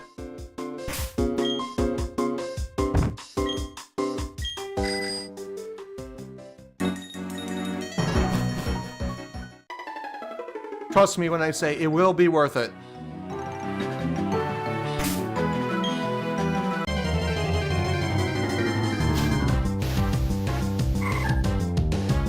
Yeah, this is actually where you catch Ralts in the original Platinum.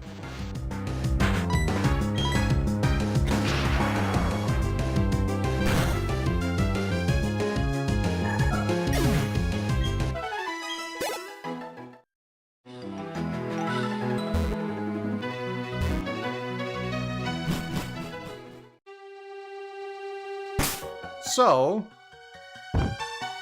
on top of the wild Pokemon being changed in the grass, wild Pokemon were also changed when it comes to surfing and fishing.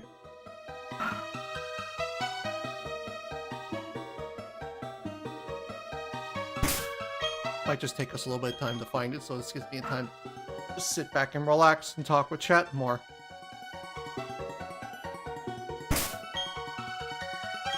But I have altered a specific Pokemon to be encountered far more often when using both the old rod and the good rod in any body of water in Mount Coronet. If anything would show up.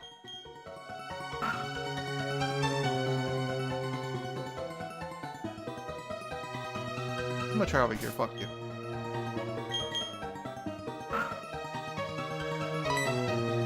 Wow.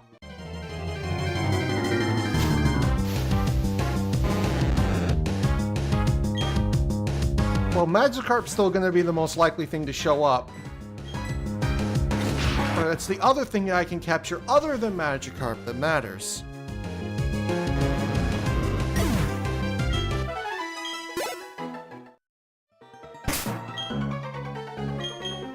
I've never been a fan of these earlier Pokemon games and some Pokemon just having extremely convoluted ways of being found and captured.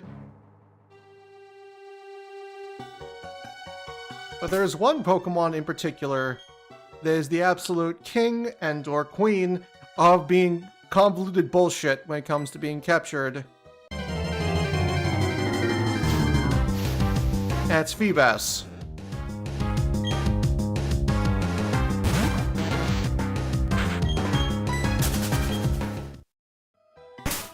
Not only is Feebas hard to find because it only spawns on 6 tiles, but evolving it in the earlier games is also a pain in the fucking ass. I'm just gonna register this so I don't have to keep opening the menu.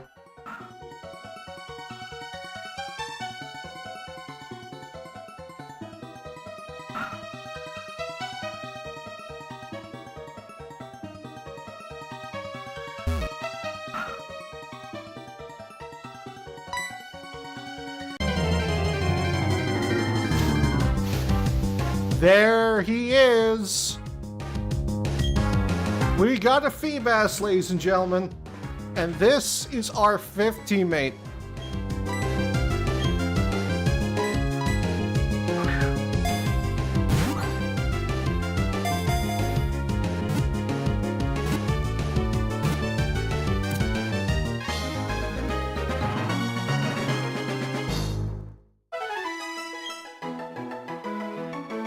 Feebas's data was added to the Pokedex. Feebas, the fish Pokemon, 2 feet tall, 16.3 pounds. It is a shabby and ugly Pokemon. However, it is very hardy and can survive on little water. What do I want to nickname you? You know what? I know it. No, don't put space there. I'm gonna call you... Your name is Yashiro. Because I caught a boy Phoebus, which is notably more rare than a female Phoebus. Yes, I can... Hang on.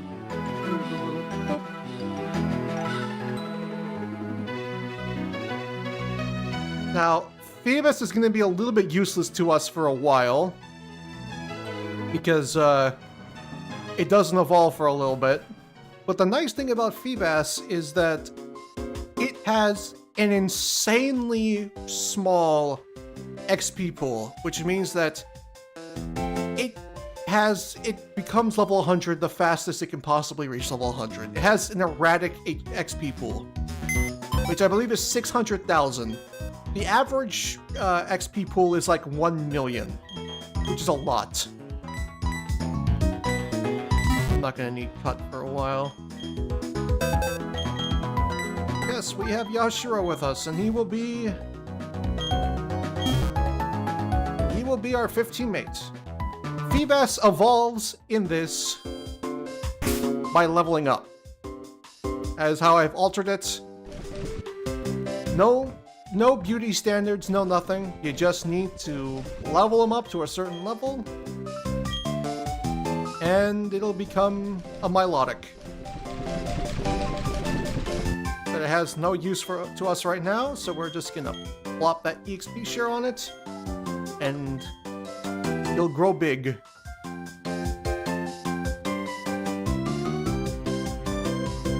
My other teammates might need to grow a little slower in order for him to grow stronger, but that's just the way it is because I've used Milotic in a playthrough before, and it was a fucking awesome Pokemon to have on my team.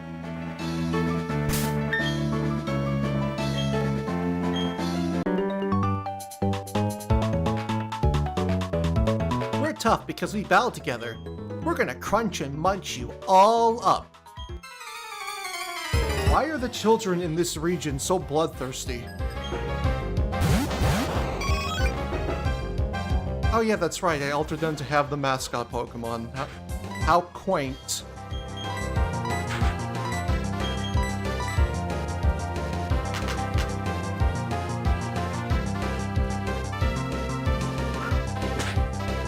Get paralyzed.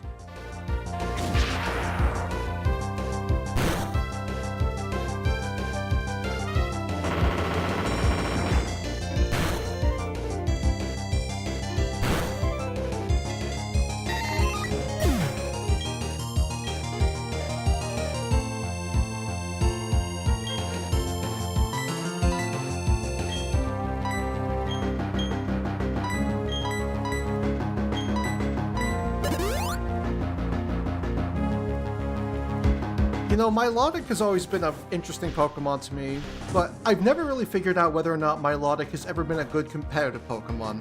I imagine it must be at least somewhat decent if it has such high defenses and a decent move pool.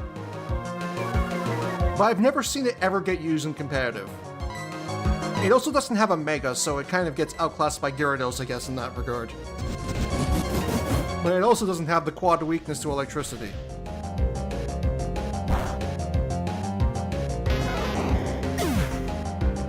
Honestly, I think Milotic should have been a water dragon.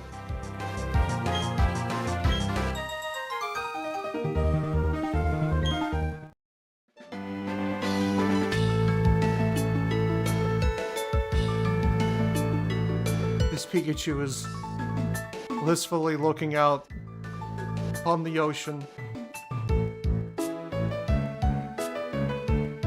dreaming of a better world.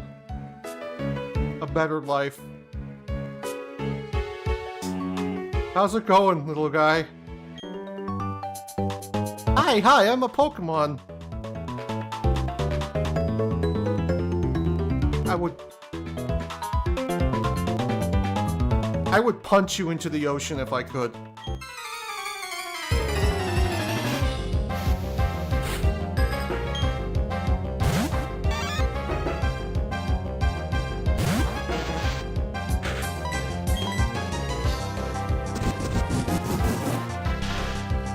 Milotic is pretty good, or at least decent in VGC. You know what? It sounds like it'd be a good doubles Pokemon. Has a lot of setup stuff. I hate that you can just Thunder Wave Electric types in this fucking game.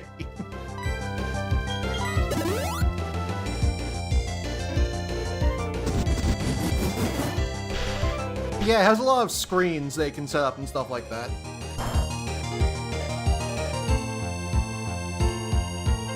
I have a theory that Gyarados was supposed to be Water Dragon, but it was deemed too strong for how early you can obtain it, so they changed it to Water Flying instead.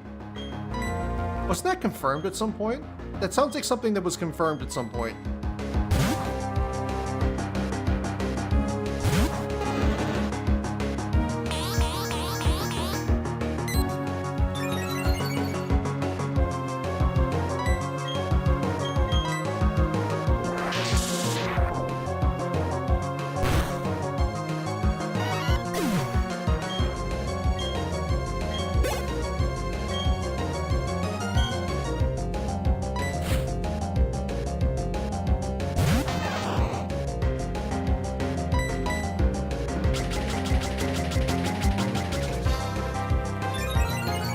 Every trainer with a Pikachu in this game just wants to be the most obnoxious bastard imaginable.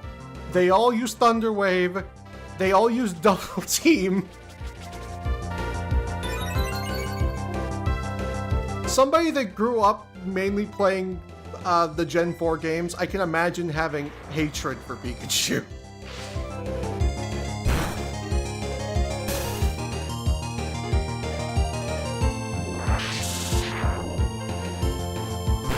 Coil and Hypnosis is an interesting combination. Oh, that's right, it does get Coil.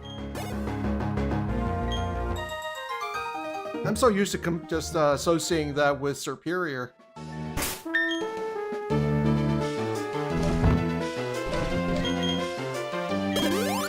Because Superior is the only Pokemon I've used in the playthrough that actually learns it while leveling up. And Coil isn't in Gen 4.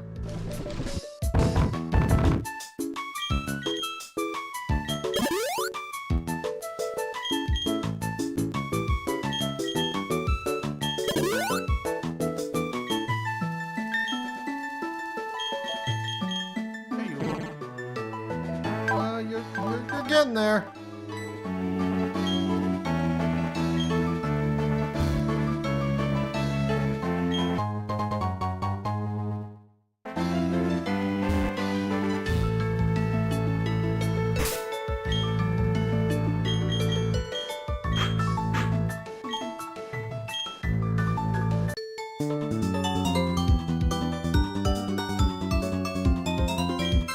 Man, please, I was gonna go deal with the lover's quarrel.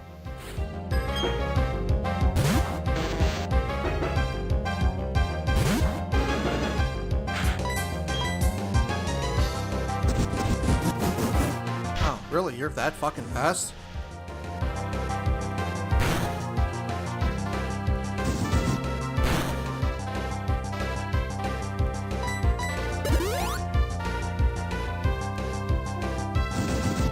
More Smash related, but how do you feel about Bowser in Smash currently? Is there anything you've changed about him? Well, first off, don't feel afraid to ask Smash questions just because we're playing Pokemon. I know that that's what my channel's known for, and that's what people are going to want to talk about. So if you want to talk about Smash, by all means, go ahead. But, I probably want to make him more... try to make him an actual, like, grappler-focused character.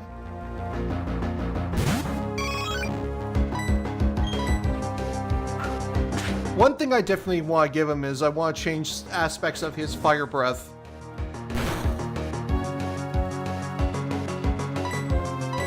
I know people say that he'd be a little too strong, or Bowser having a projectile, it would be notably powerful, but I don't think it'd be enough of a game changer to make him any better of a character than he is now.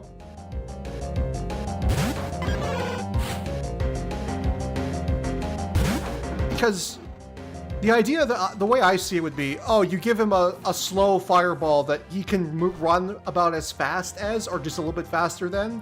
So you can, like, use the fireball as, like, a setup tool, or an approach tool. That's neat. But slow fireballs have counterplay to them.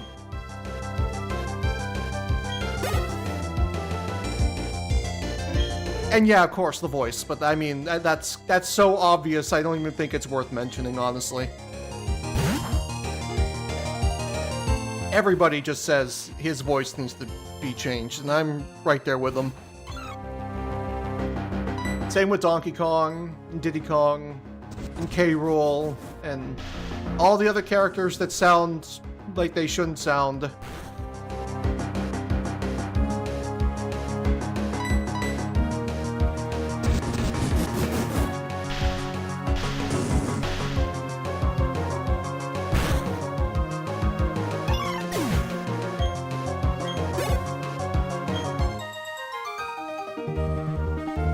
They're raised with a lot of care. Of course they are.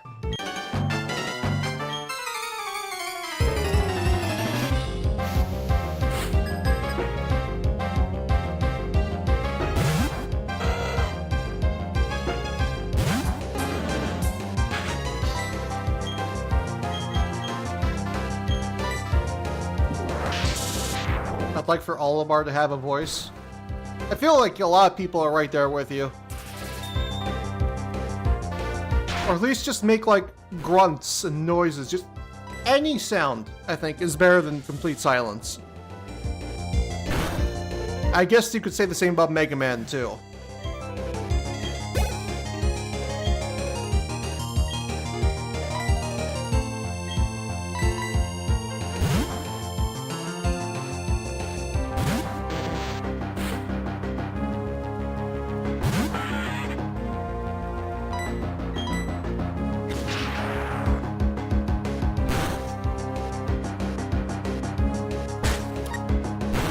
Paralyze. Aw.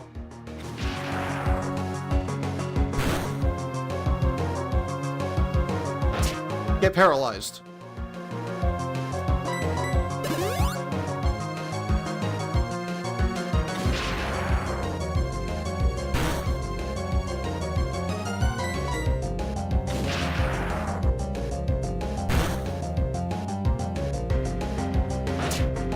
Get paralyzed. God damn it.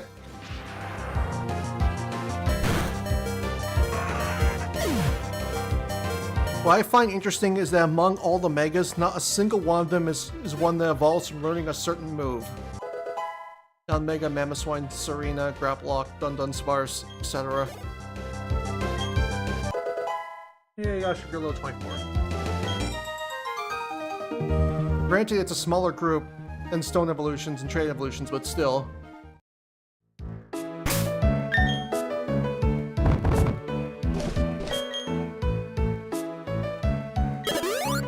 I'd like for Yanmega to have a Mega Evolution that actually turns it into a Bug Dragon type. Which, fun fact, I've altered like next to no typings for Pokemon in this Platinum Plus, except for one. Yanmega is a Bug Dragon type in this game, because that's what it should have been from the start. I refuse to accept it being a bug flying type.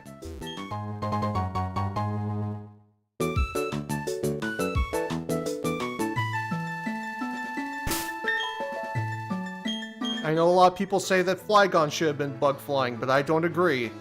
I think it's fine the way it is. Sure, it's objectively worse Garchomp in every regard.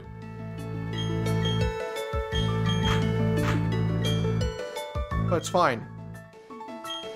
Oh, that's right, I still have the fucking fishing rod.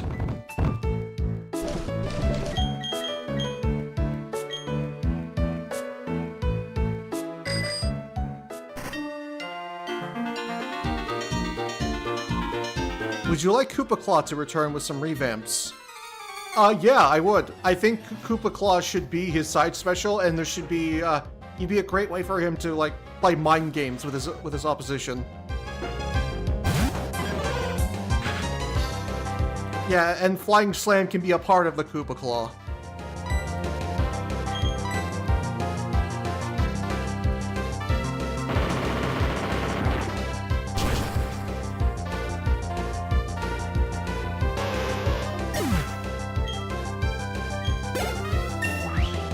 Tartar, one more level and you'll evolve. I'm so proud of you.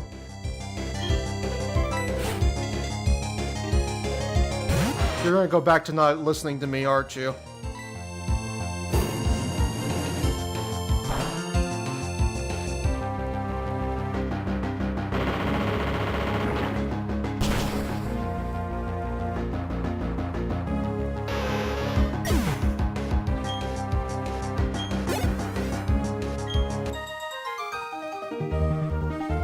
fancy folks like you have fancy Pokemon too, it looks like.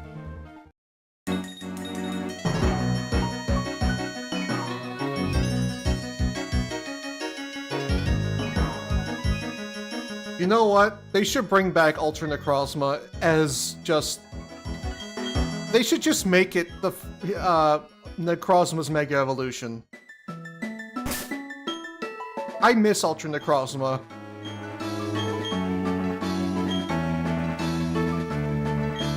Where depart Pokemon sleep. This is the Lost Tower. Mega Necrozma, Ultra Necrozma, even step above Mega. Ultra Necrozma was such a fucking cool concept for a Pokemon.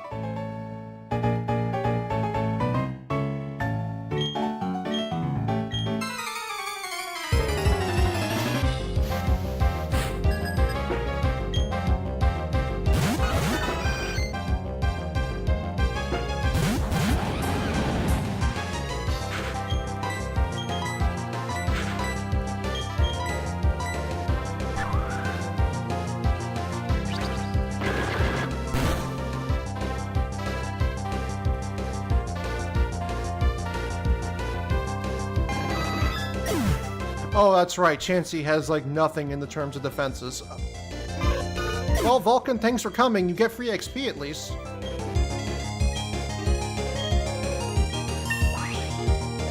And a level.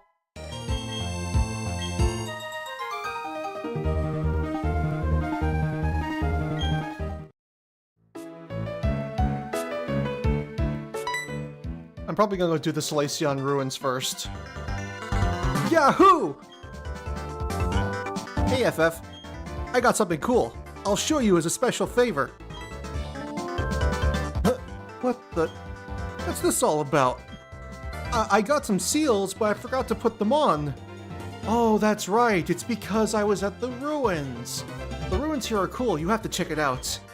I even found a hidden machine. It was defog. Anyway, I'll battle you another time. See ya.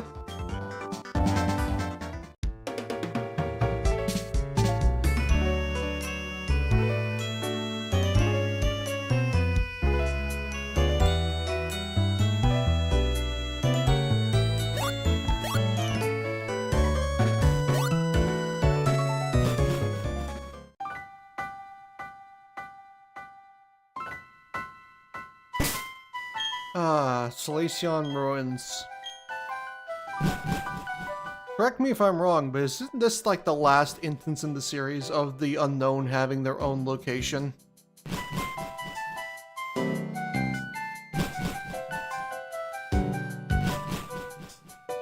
Is this before the massive defog buff? I would imagine so, considering this is Gen 4. Yeah. Everyone's like, defog's such a useless move, why would you ever want it? And then it becomes one of the best, like, hazard clearing tools in the entire game. I heard the hidden machine defog was somewhere in these ruins. It's just that I seem to be lost, with everything looking the same. Now what?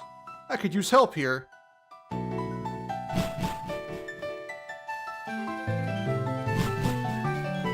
Technically, Unknown had their own location in PLA. I guess that counts.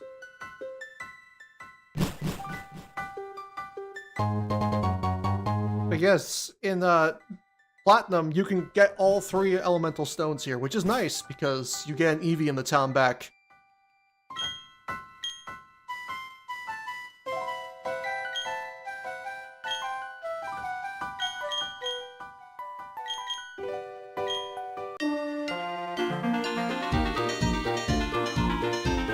The deep buff, the T-Fog buff was in Gen 6.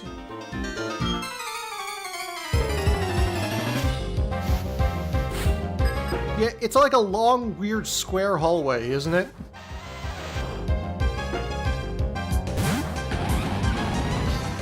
They were like, well, I mean, the Unknown are in the original Gen 4, so you gotta put them in the game somehow.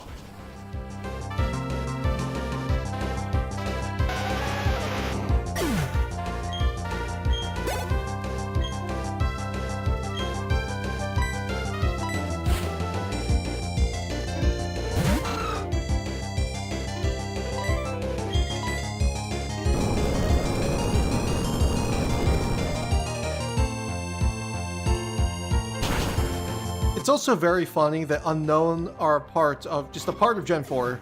And not the fact that they're a part of it, but there's only 150 Pokemon in the regional decks of Diamond and Pearl. And they gave one of those spots to Unknown.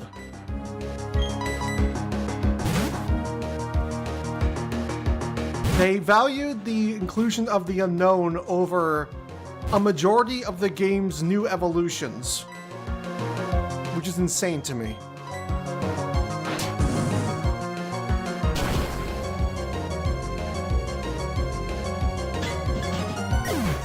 Not today, Satan. I will not allow... There will be no Bronzor bullshit in this playthrough, because we have a fire type.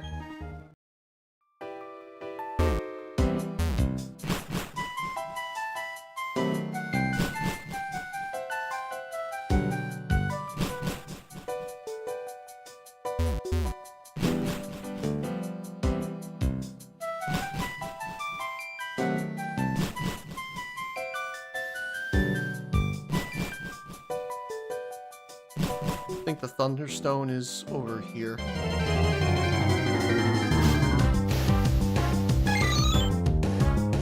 E.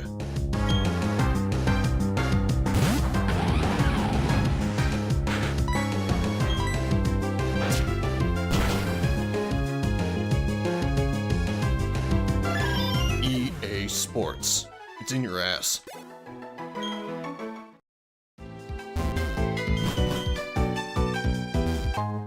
There it is.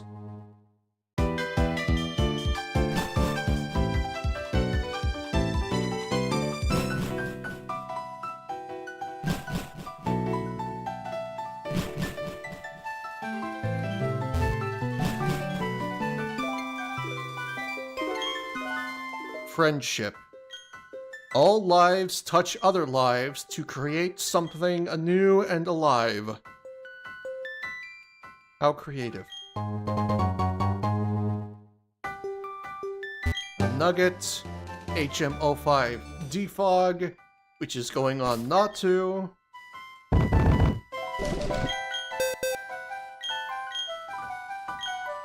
Which he can't learn. Fuck. Never mind, it's not going on Natu. A mind plate. There is a text engraved on the back of the obtained plate. Two beings of time and space set free from the original one. And an odd incense.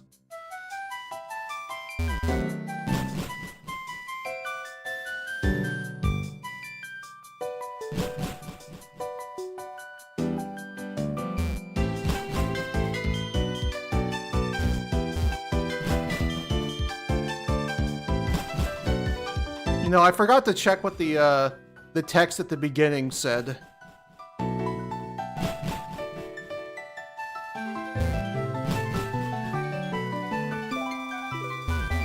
Because it actually does tell you the directions.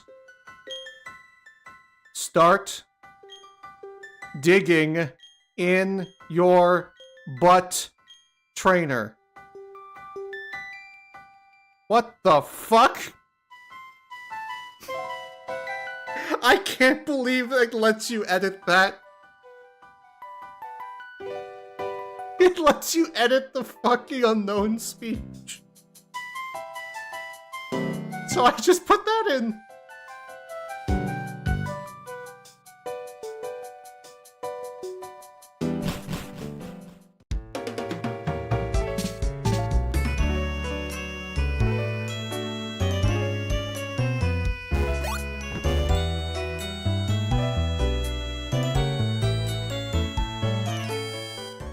That's how you know this is better than the original.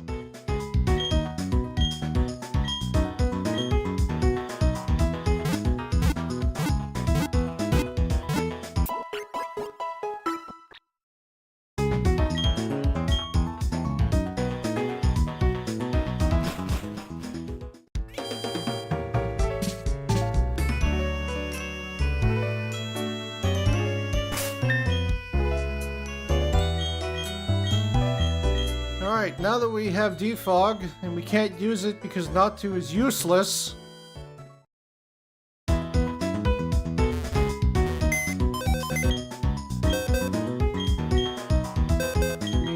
Why are you even here? Too weak and scrawny to even use defog.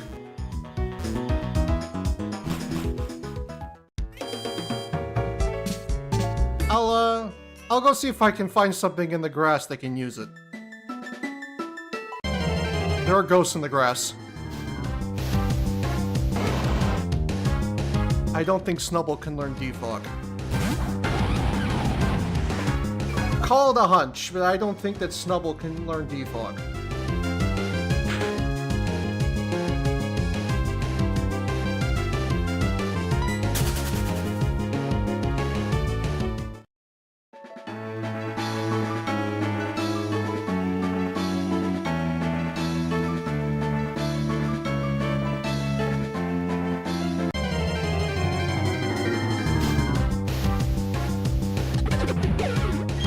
Barrel, you can learn a lot, but defog is not something that you can learn. I'm wondering if I should just capture you now because you're useful.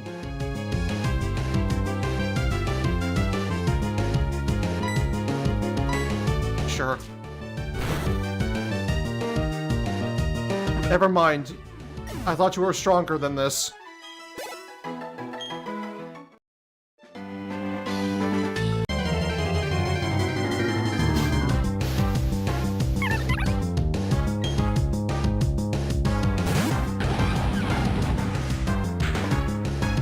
Are there no bird Pokemon in this grass?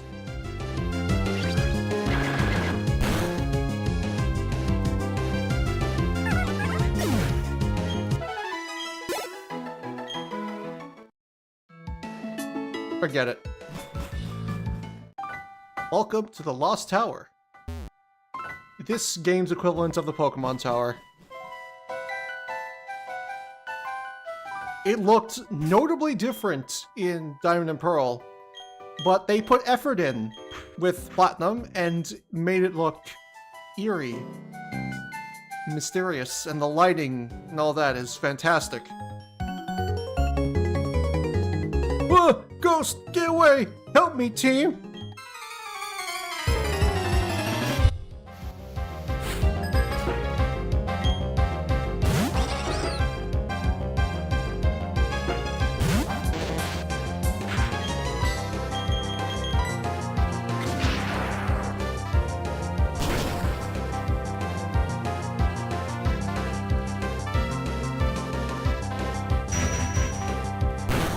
I'm curious as to how man-made the Magnemite line is, given the existence of Sandy Shocks.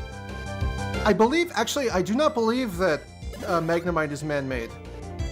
I believe Porygon is cited as the very first man-made Pokemon. Is Magnemite man-made? I don't think there was ever anything in the description about them being a man-made Pokemon.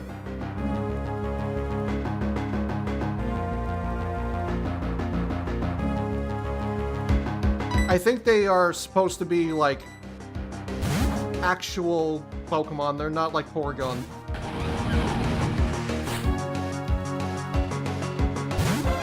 Yeah, it says Porygon is cited as the world's first artificially created Pokemon.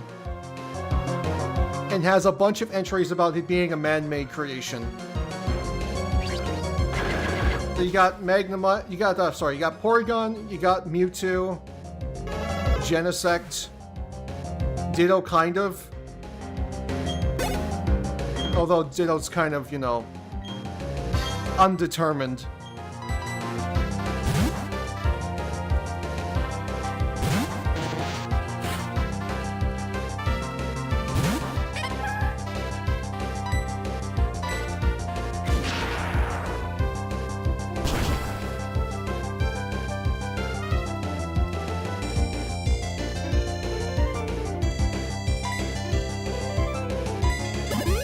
Oh yeah, Magearna. Magearna is also man-made.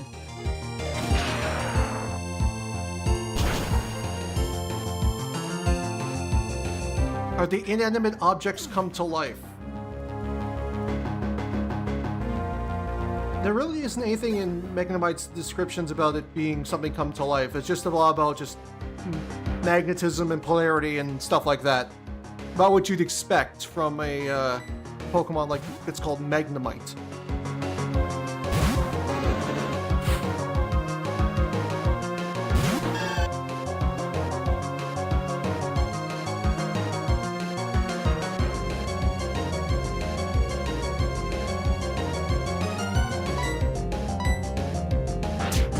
Bailey, if you got a goofy ass platinum sprite.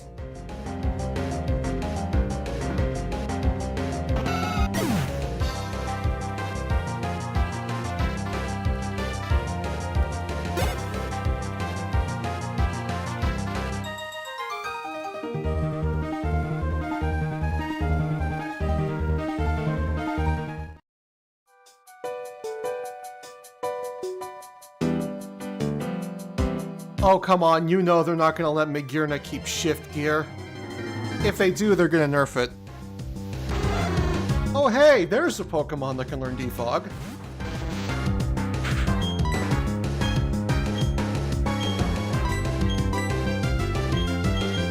Perfect.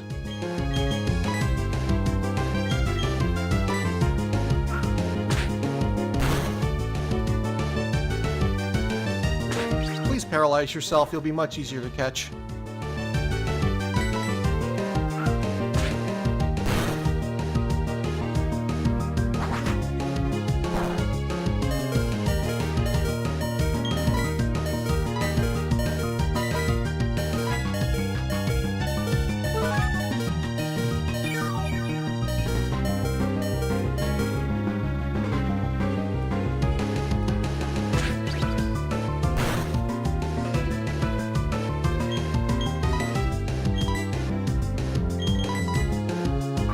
How about a Great Ball? Because Murkrow is a great Pokemon. With a very low catch rate.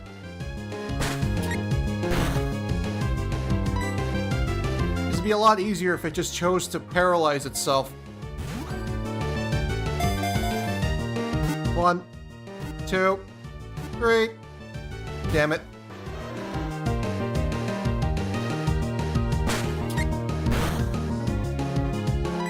Damn, this thing is not paralyzing itself.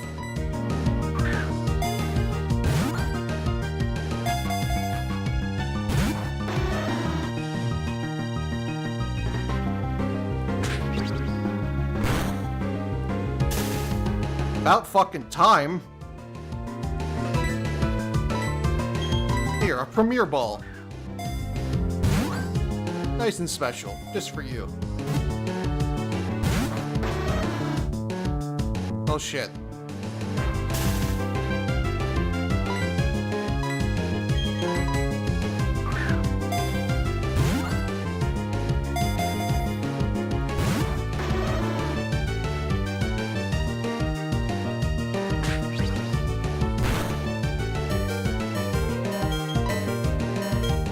Must you be so needlessly fussy? Oh god damn it.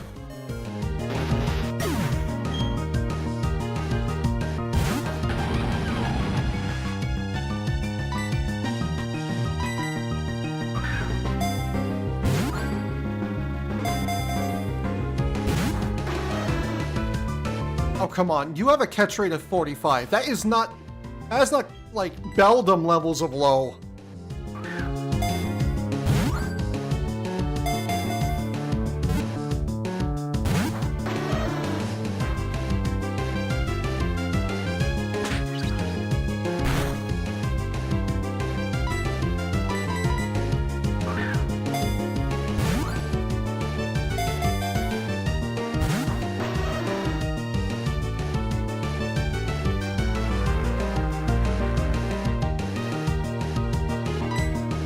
Sorry, sir, this is not a competitive match. How about netball? Yeah, I didn't think so. Yeah, I know Beldum's catch rate is 3. Why it's that, I have no idea.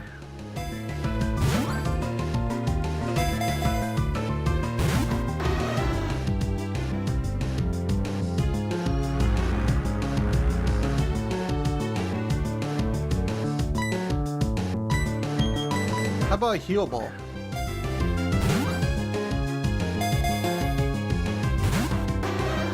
My brother in Christ, can you please?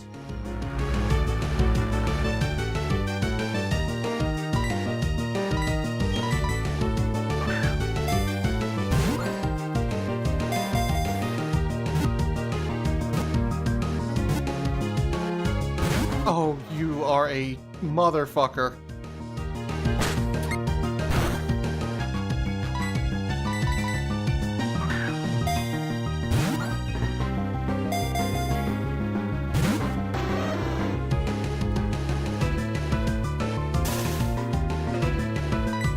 Sir, please, I just wanted to catch you because you can defog the tower.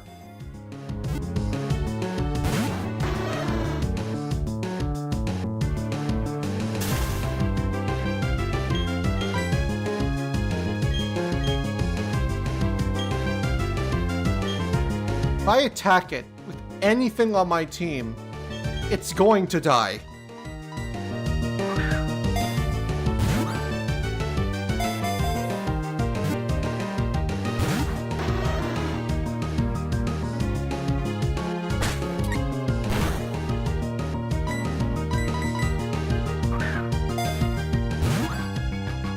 What is wrong with this Murkrow? It's a Murkrow.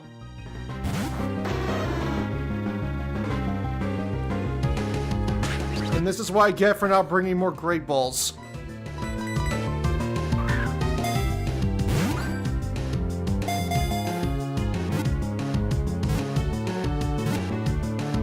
Oh my god. Please.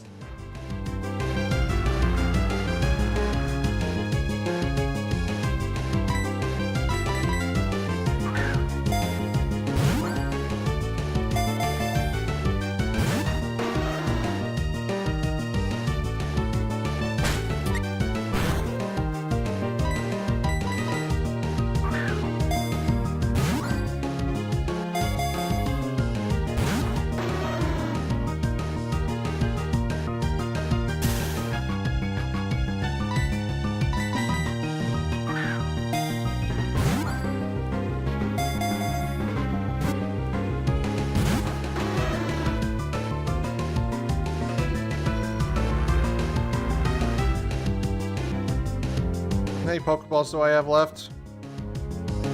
Okay, people, we're about to go at super speed for the next 2 minutes. Because it doesn't want to cooperate.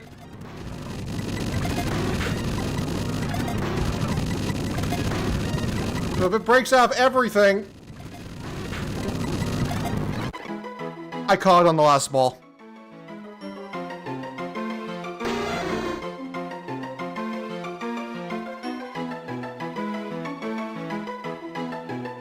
Murkrow, the Darkness Pokemon. Dark Flying Time, 1 foot 8 inches tall, 4.6 pounds.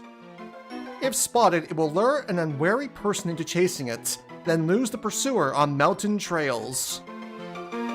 Would you like to give a nickname to the caught Murkrow?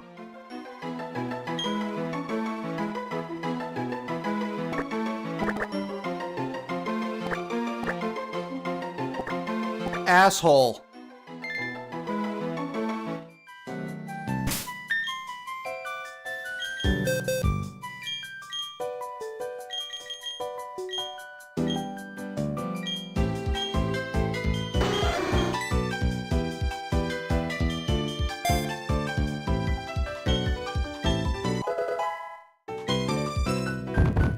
Well, now that that horrific incident of terror is over, we can progress with the fucking game.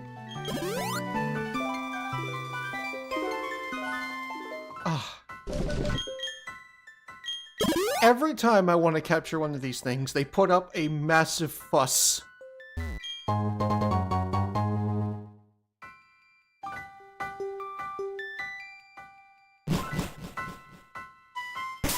How fitting, we get to use your powers right away.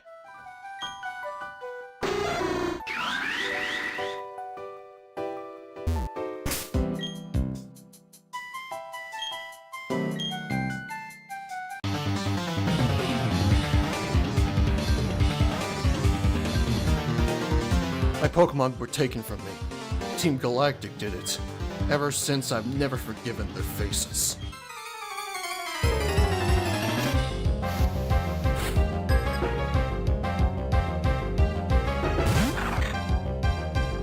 Ooh, Zangoose. Awesome Pokemon. Wish it got either an evolution or another form.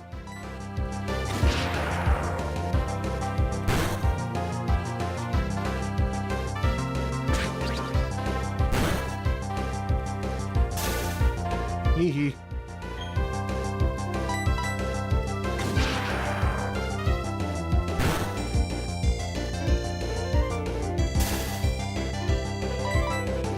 I win.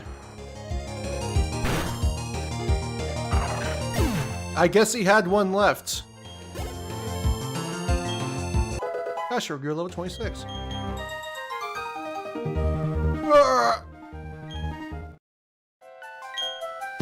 I'm not doing my Pokemon any favors by ruining its memory like this. I can't be wallowing around forever. I gotta move on and turn the page. Well, that's interesting, lore. Team Galactic just straight up killed one of this dude's Pokemon, I guess.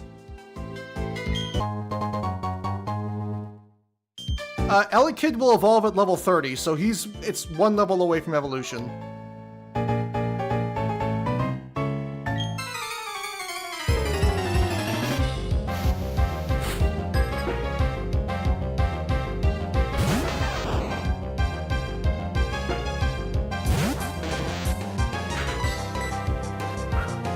I forgot that I'm gonna get paralyzed.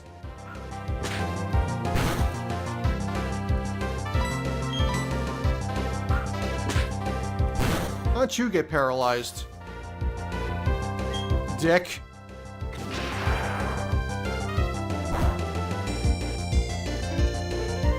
I was waiting to get paralyzed myself.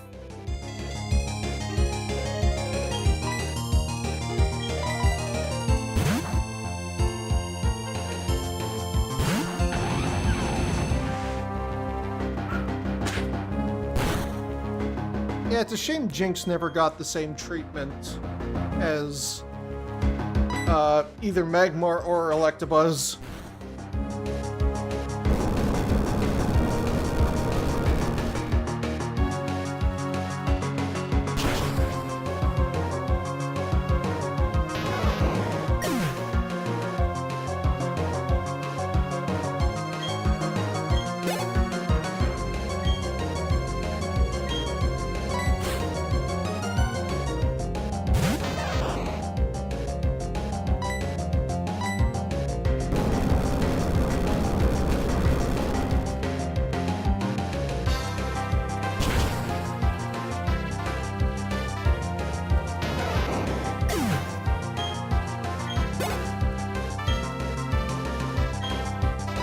You just have 3 Pikachus.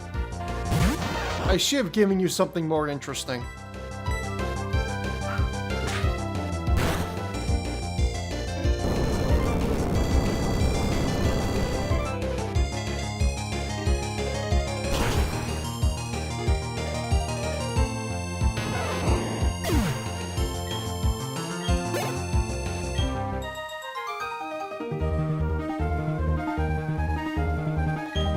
Oh my god. Yeah, now that you remind me, Stun is just... Stun's one of those things like Wind, where you have to be very careful with how you use it in a game like Smash, or it can be very, very overpowered.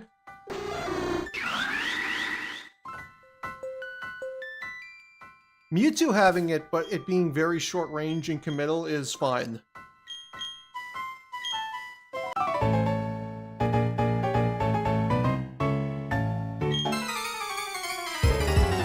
I swear to God, a lot of people just don't think about that kind of stuff when they make movesets. It is very, very telling.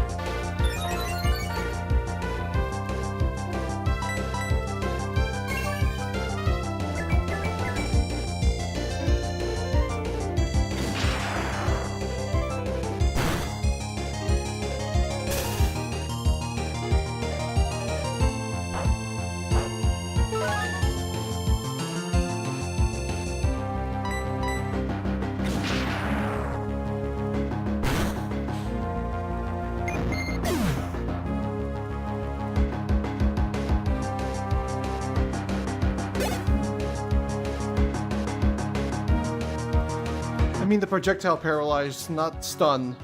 Well, it's not that bad.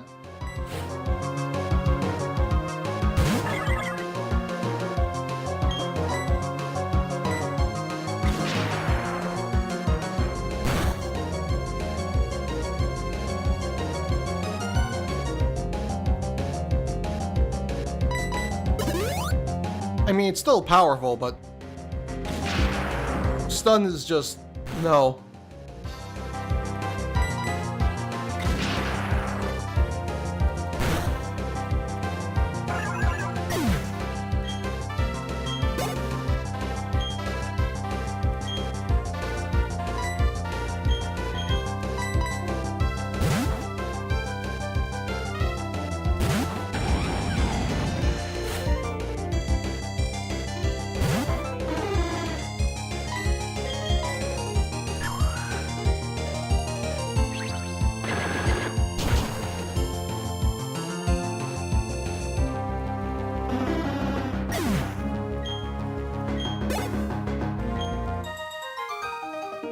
My sorrow has deepened. I won't ever forget the Pokemon that I've spent time with, however fleeting.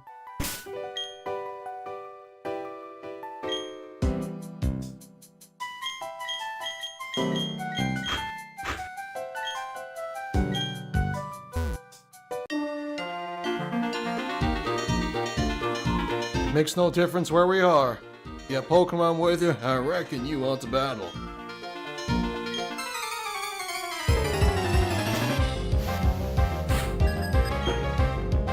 Ponyta and Rapidash.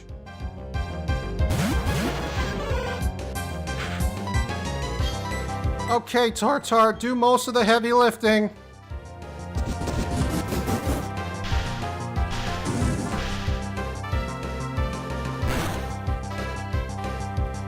Aside from its plot ice weakness, grass and ground is pretty strong dual typing. I guess, but you also have to deal with you lose your resistance to water, which is a very common type.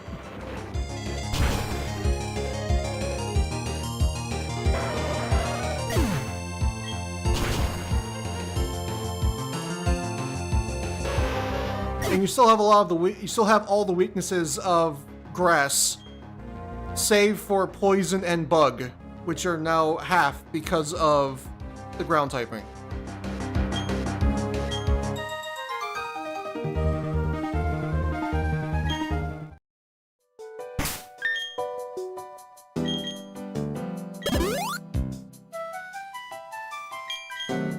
Oh yeah, you also lose grass resistance too.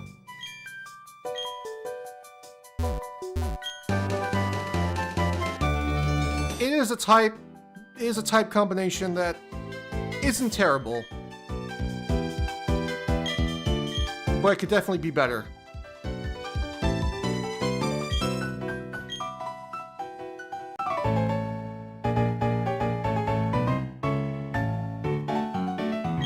Ground doesn't resist bug, it's the other way around. Well, shit. Never mind, you still have a weakness to bug.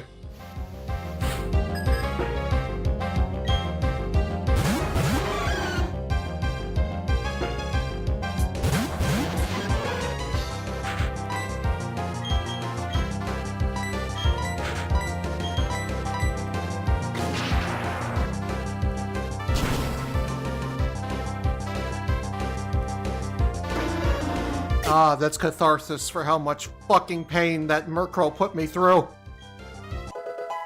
Yeah, sure, you're level 27.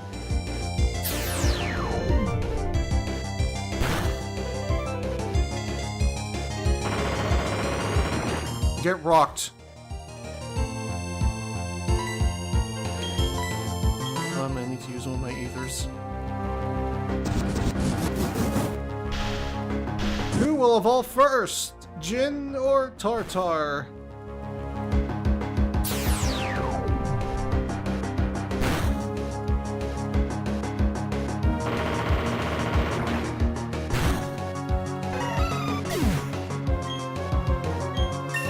Oh, Jin is the first to evolve!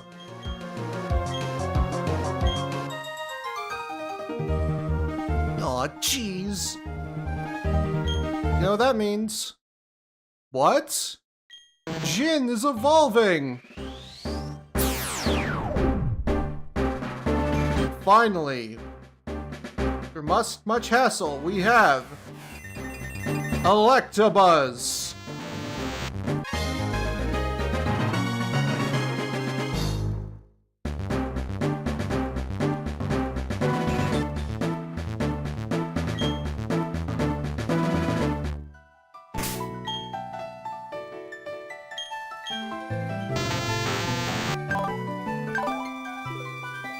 That's an interesting attack stat. Since Jin evolved, it's only fitting that Tartar takes the front seat so that he can be the next to evolve. And start disobeying me again.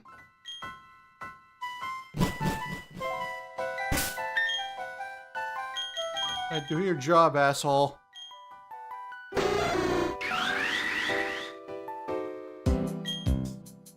Let me make your journey out of this place less frightening. Take this.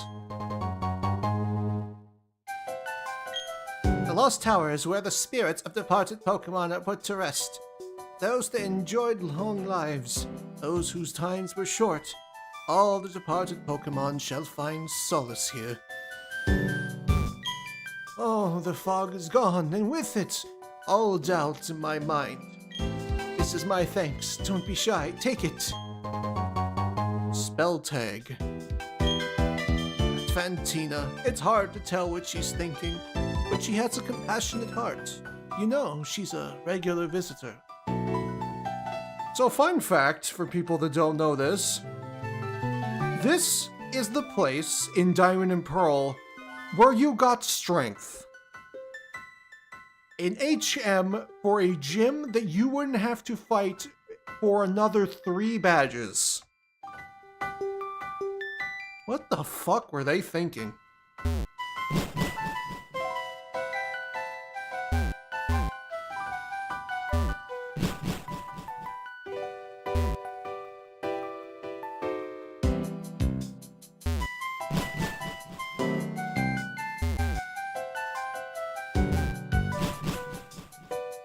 It is amazing how much they fixed with Platinum. Like, it is nuts how much of a proper game this generation is now because of the changes they made to this. You can definitely tell why this game took 2 years to come out instead of just the usual one game a year cycle.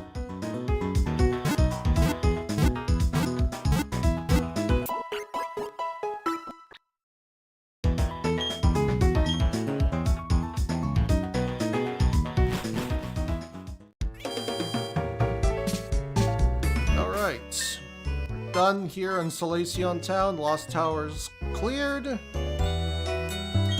All that's left to do is head for Veilstone and take out all the trainers along the way. My Pokemon toughened up while working on the wrench. I'm right proud of him. Arthur.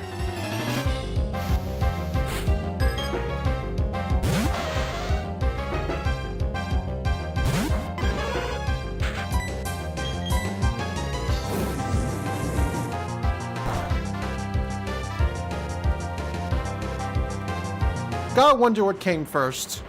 The idea to make Ponyta part of the Pokedex, or the reason that Ponyta's the only other fire type in the original Gen 4 being because these ranchers exist and they need Pokemon to give them.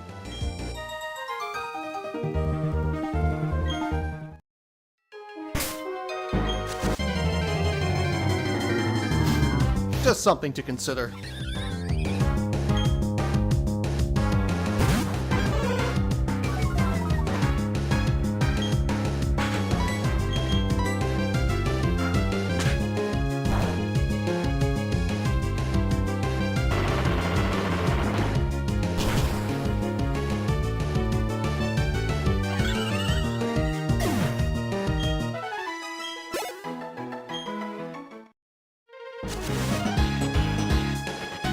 Oh, I forgot. How could I possibly forget? Tartar, you earned this, my man. It's time for you to learn Earthquake. don't need Thresh.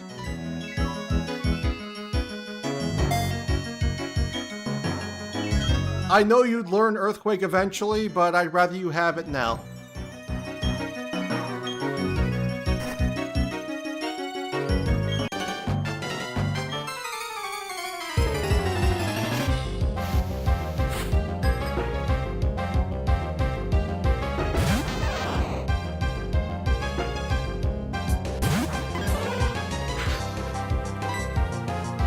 And you get to put it to use right away.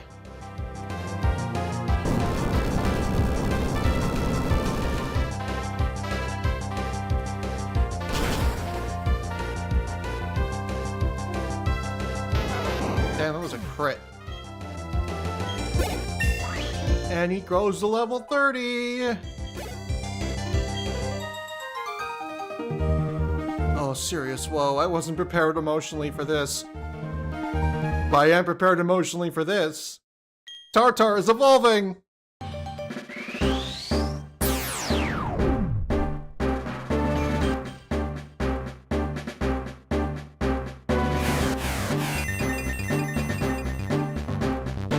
Into Pupitar.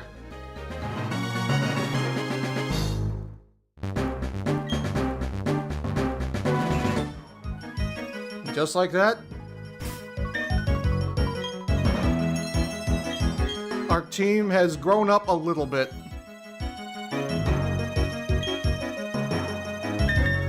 They'll all be fully evolved before you know it. Oh, that's right. I used the PC, so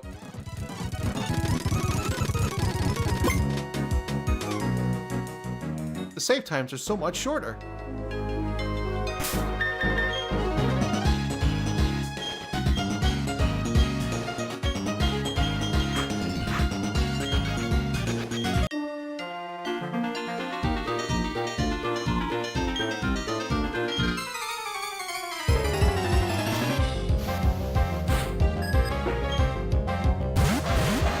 Another Ponyta and Rapidash.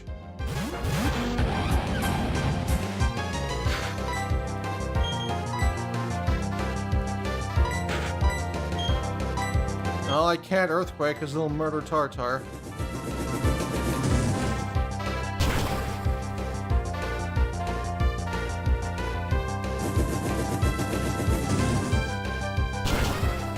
Why are you so mean?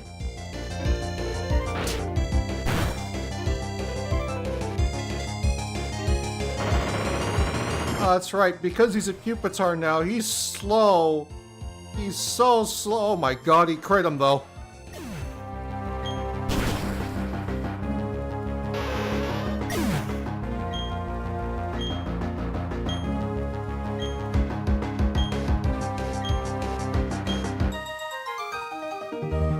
Parent and child power couldn't get the job done.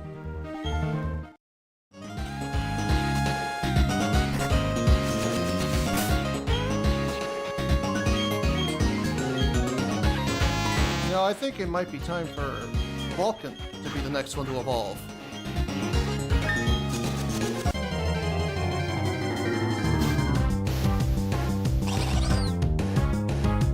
The fucking moth out here looking for a lamp.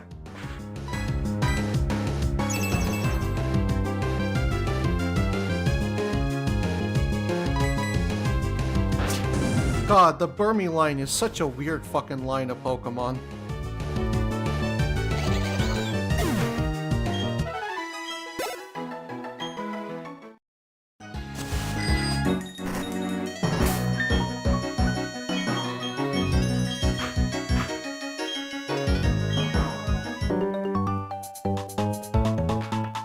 Honestly, the talk of Man Nightmare earlier reminds me of how underwhelming I find Man Knight to be in Ultimate.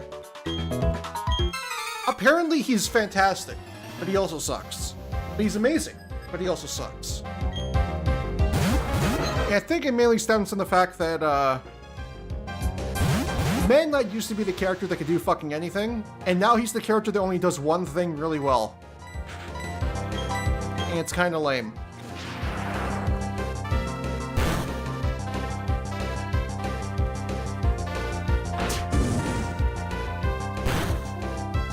But then again, he kind of ruined it for himself.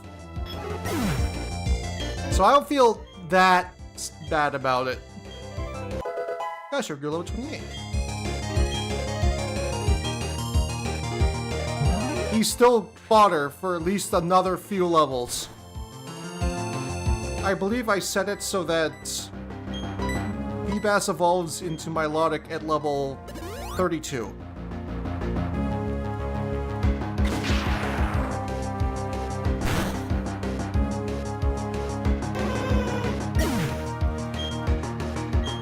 But the good news is that he grows quickly.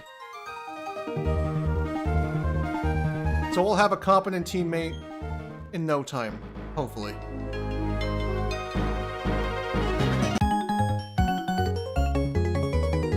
Hey, check this out. Look at the luster of my Pokemon's fur.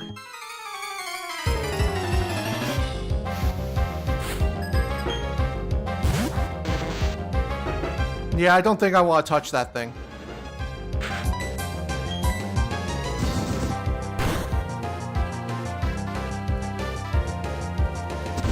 Between you and me, I have no interest in touching that thing.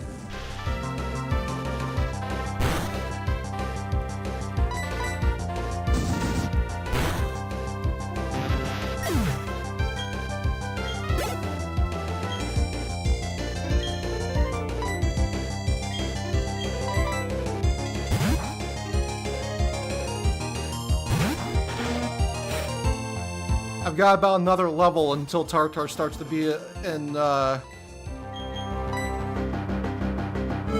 go back to his bratty ways, let's just say.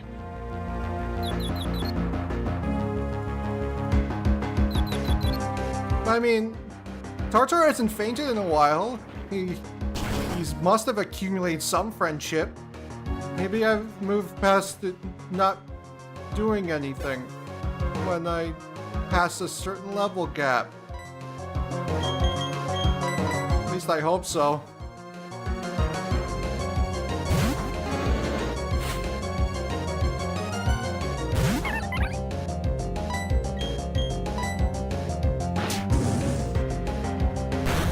The secondary stabs of Ursaluna and Annihilate are so synergistic that people forgot how to pick their move rules and being crossed in Evos of old Pokemon. I wish I could have modded Ursaluna and Annihilate into this game. If I could have, I would have. Same with Farigiraf and a bunch of other evolutions like Sirfetch'd and stuff like that. But sadly, that is not an option.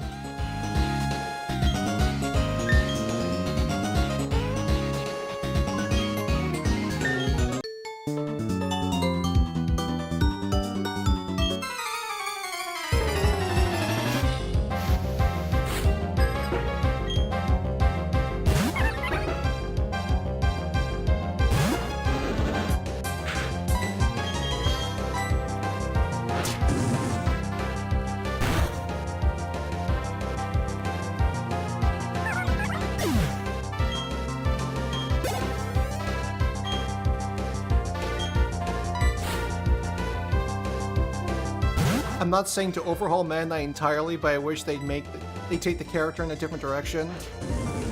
No, I'm not that well versed enough to make a suggestion. I just think he needs more combo variety, because all he does is ladder combos. That's his thing. That's just what he does. And it's not terrible, but laddering somebody to the top of the screen isn't as interesting as like a fighting game character combo, for example. Although they're pretty good at ladder combos too, especially Ken.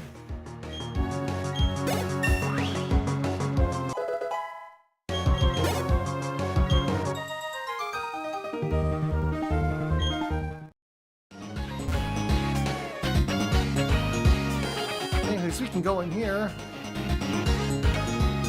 We can buy Moo Moo Milk. And new to Platinum, you can buy a dozen at once. Why was this not a feature in Diamond and Pearl?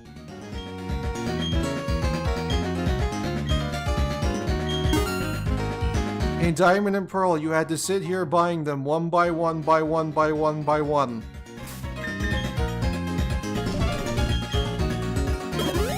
These are probably the most cost-effective healing items in the entire game. I love them. Which is why every time I'm here, I stock up.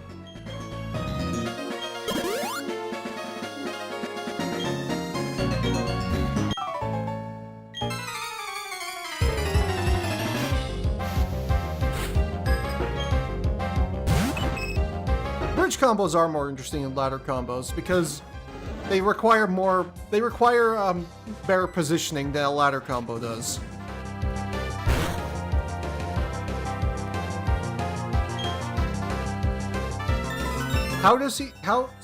Just curious about some Kazuya matchup since you main him. How does he fare against Samus and Shulk? Samus is a gamble because Samus is big and heavy, so if I hit her, chances are high that I can probably 0 to death her. But Samus's defenses are very good, and because Kazuya's mobility is shit, it's sometimes difficult to get in on her. Especially if you're up against a good player that knows how to space well. Shulk is a gamble because you don't know what you're going to be dealing with in terms of Monado Arts. And, I do believe that, he can shield art out of EWGF combos. Which can be a problem.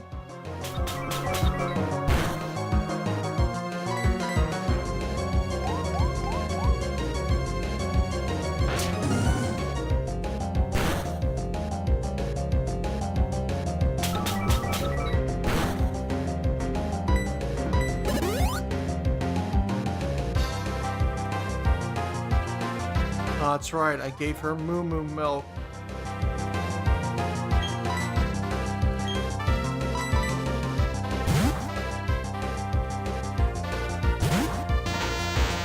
But yeah, a lot of Kazuya's matchups are pretty much just hit them before they hit you.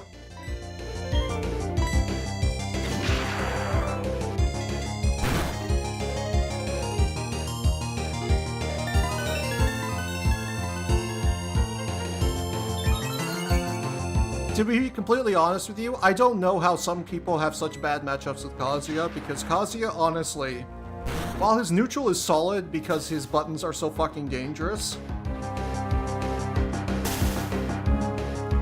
some characters should just be able to dance around them.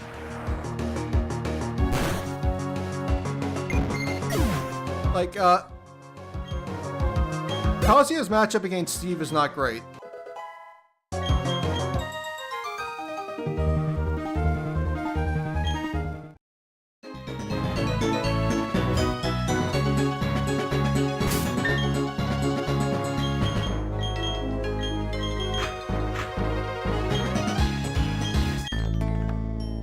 I'm a collector, and I love honey.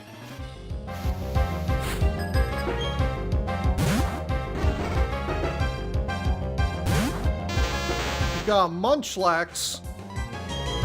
Beat him to death.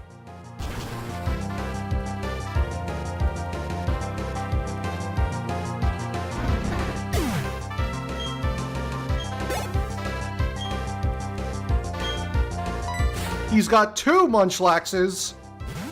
Beat his feet with hammers. Because now you're just showing off.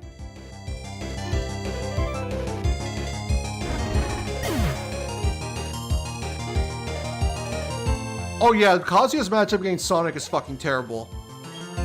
Sonic...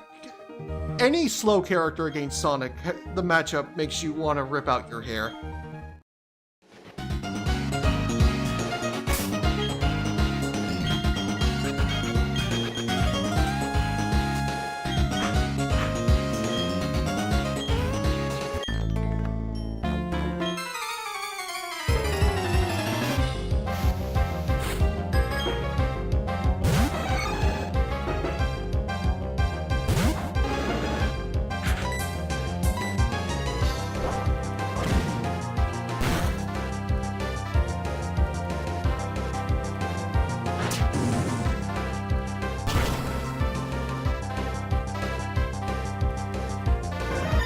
Couple of shitheads showing off their ill-gotten gains from honey trees in a fucking little milk bar.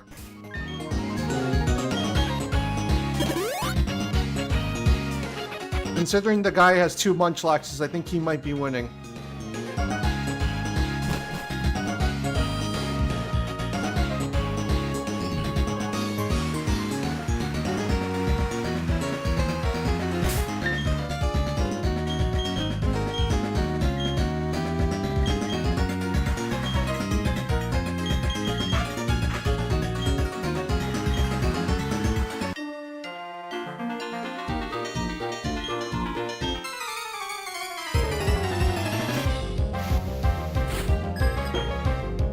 Well, I think Gandorf is just the reason people... Well, Gandorf's a fun character to play, that's the thing. I hate what he is, but God is he fun.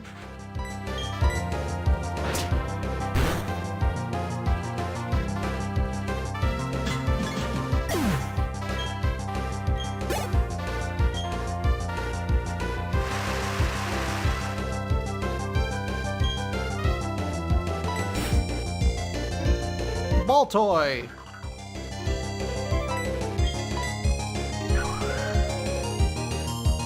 Interesting little line from Generation 3. Never used one, but I've always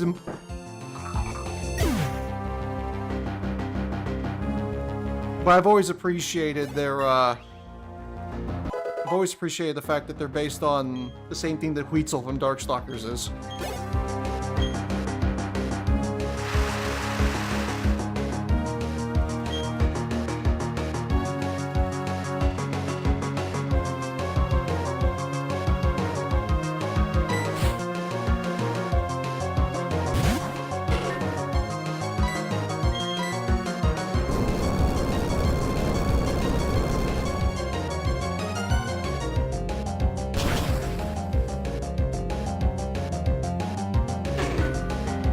Sonic means deliberately throw games so their character isn't considered the best in the game.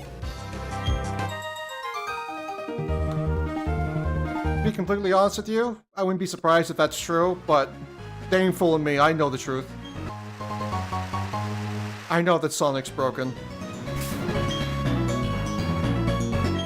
I mean, I don't even think it's anything like, haha, look how much smarter I am than everybody else. It's just, it's sort of just like how basic math works.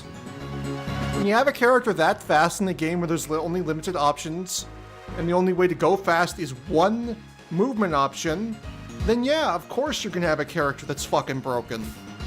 Especially when he's that much faster than literally everybody else in the game.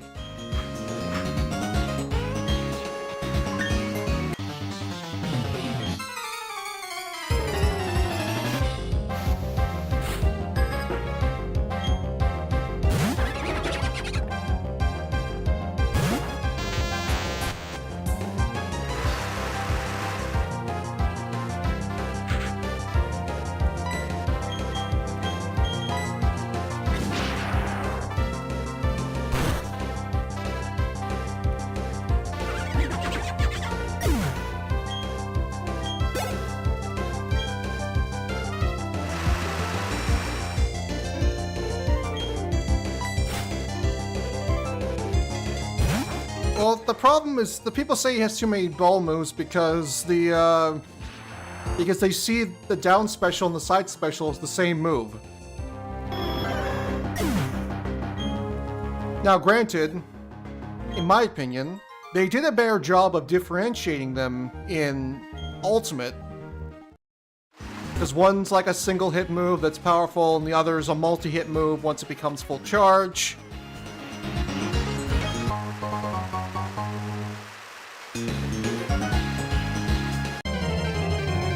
But yeah.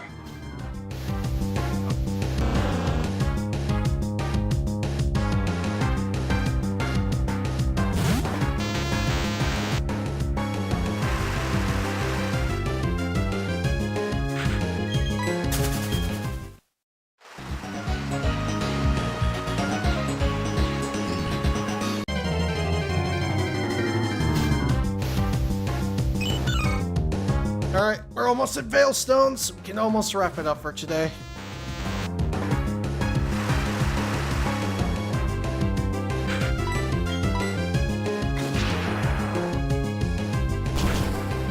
that Meryl sprite is still very funny. Just looks like it's just tired of life.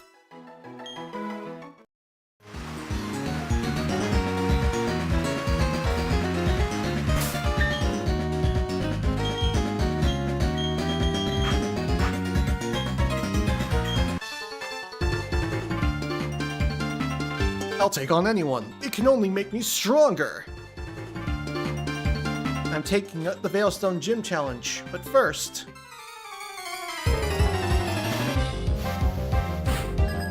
Yeah, up smash is a bold move. I mean, they can make it like a backflip kick, and that would be better, but for what it is right now, it's fine.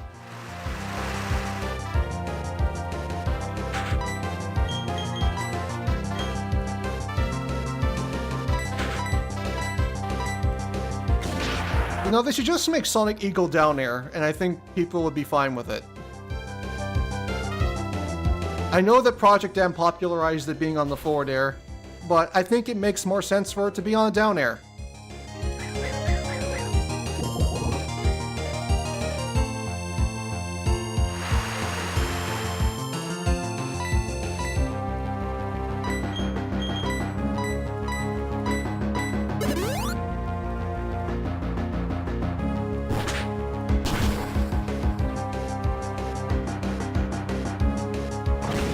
Ow.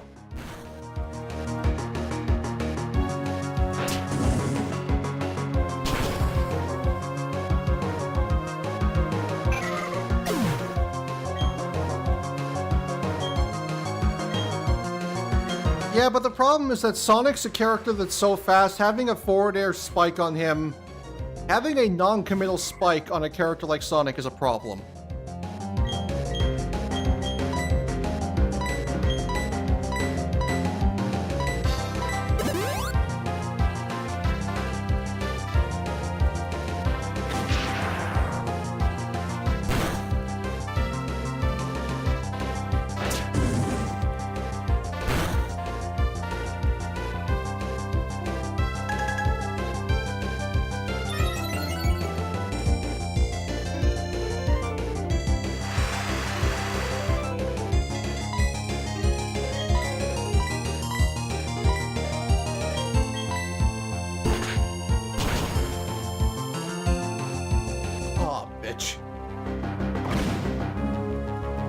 That might kill him.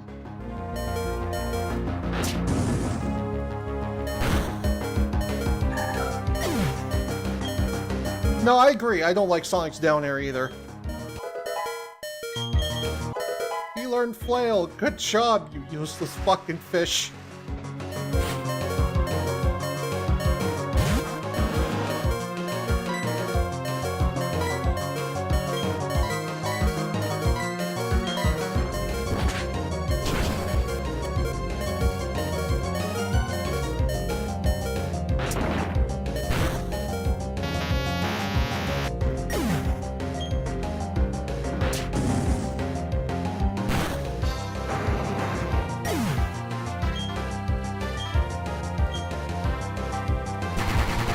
Oh, that's a problem.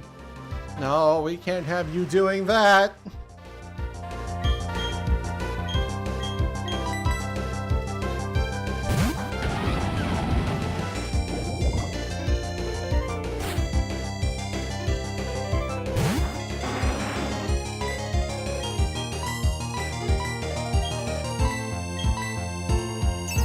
Oh, God damn it.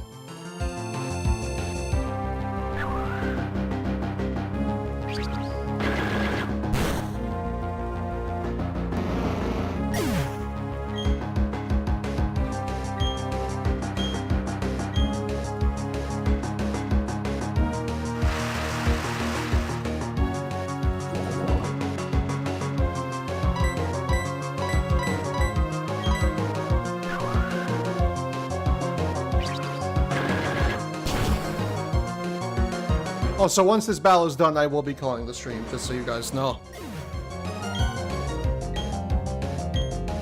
Since, it's getting to be that time.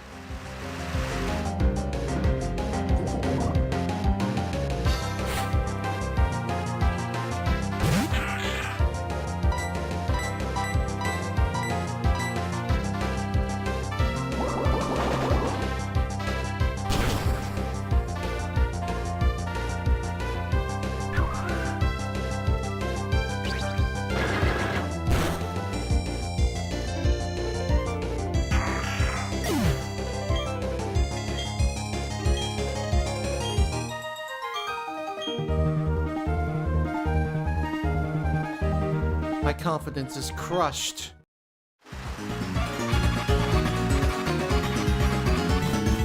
Anyways, we have made it to Veilstone City as planned, but in pain. I thank you all for watching. I'll be back later this week for another episode of this.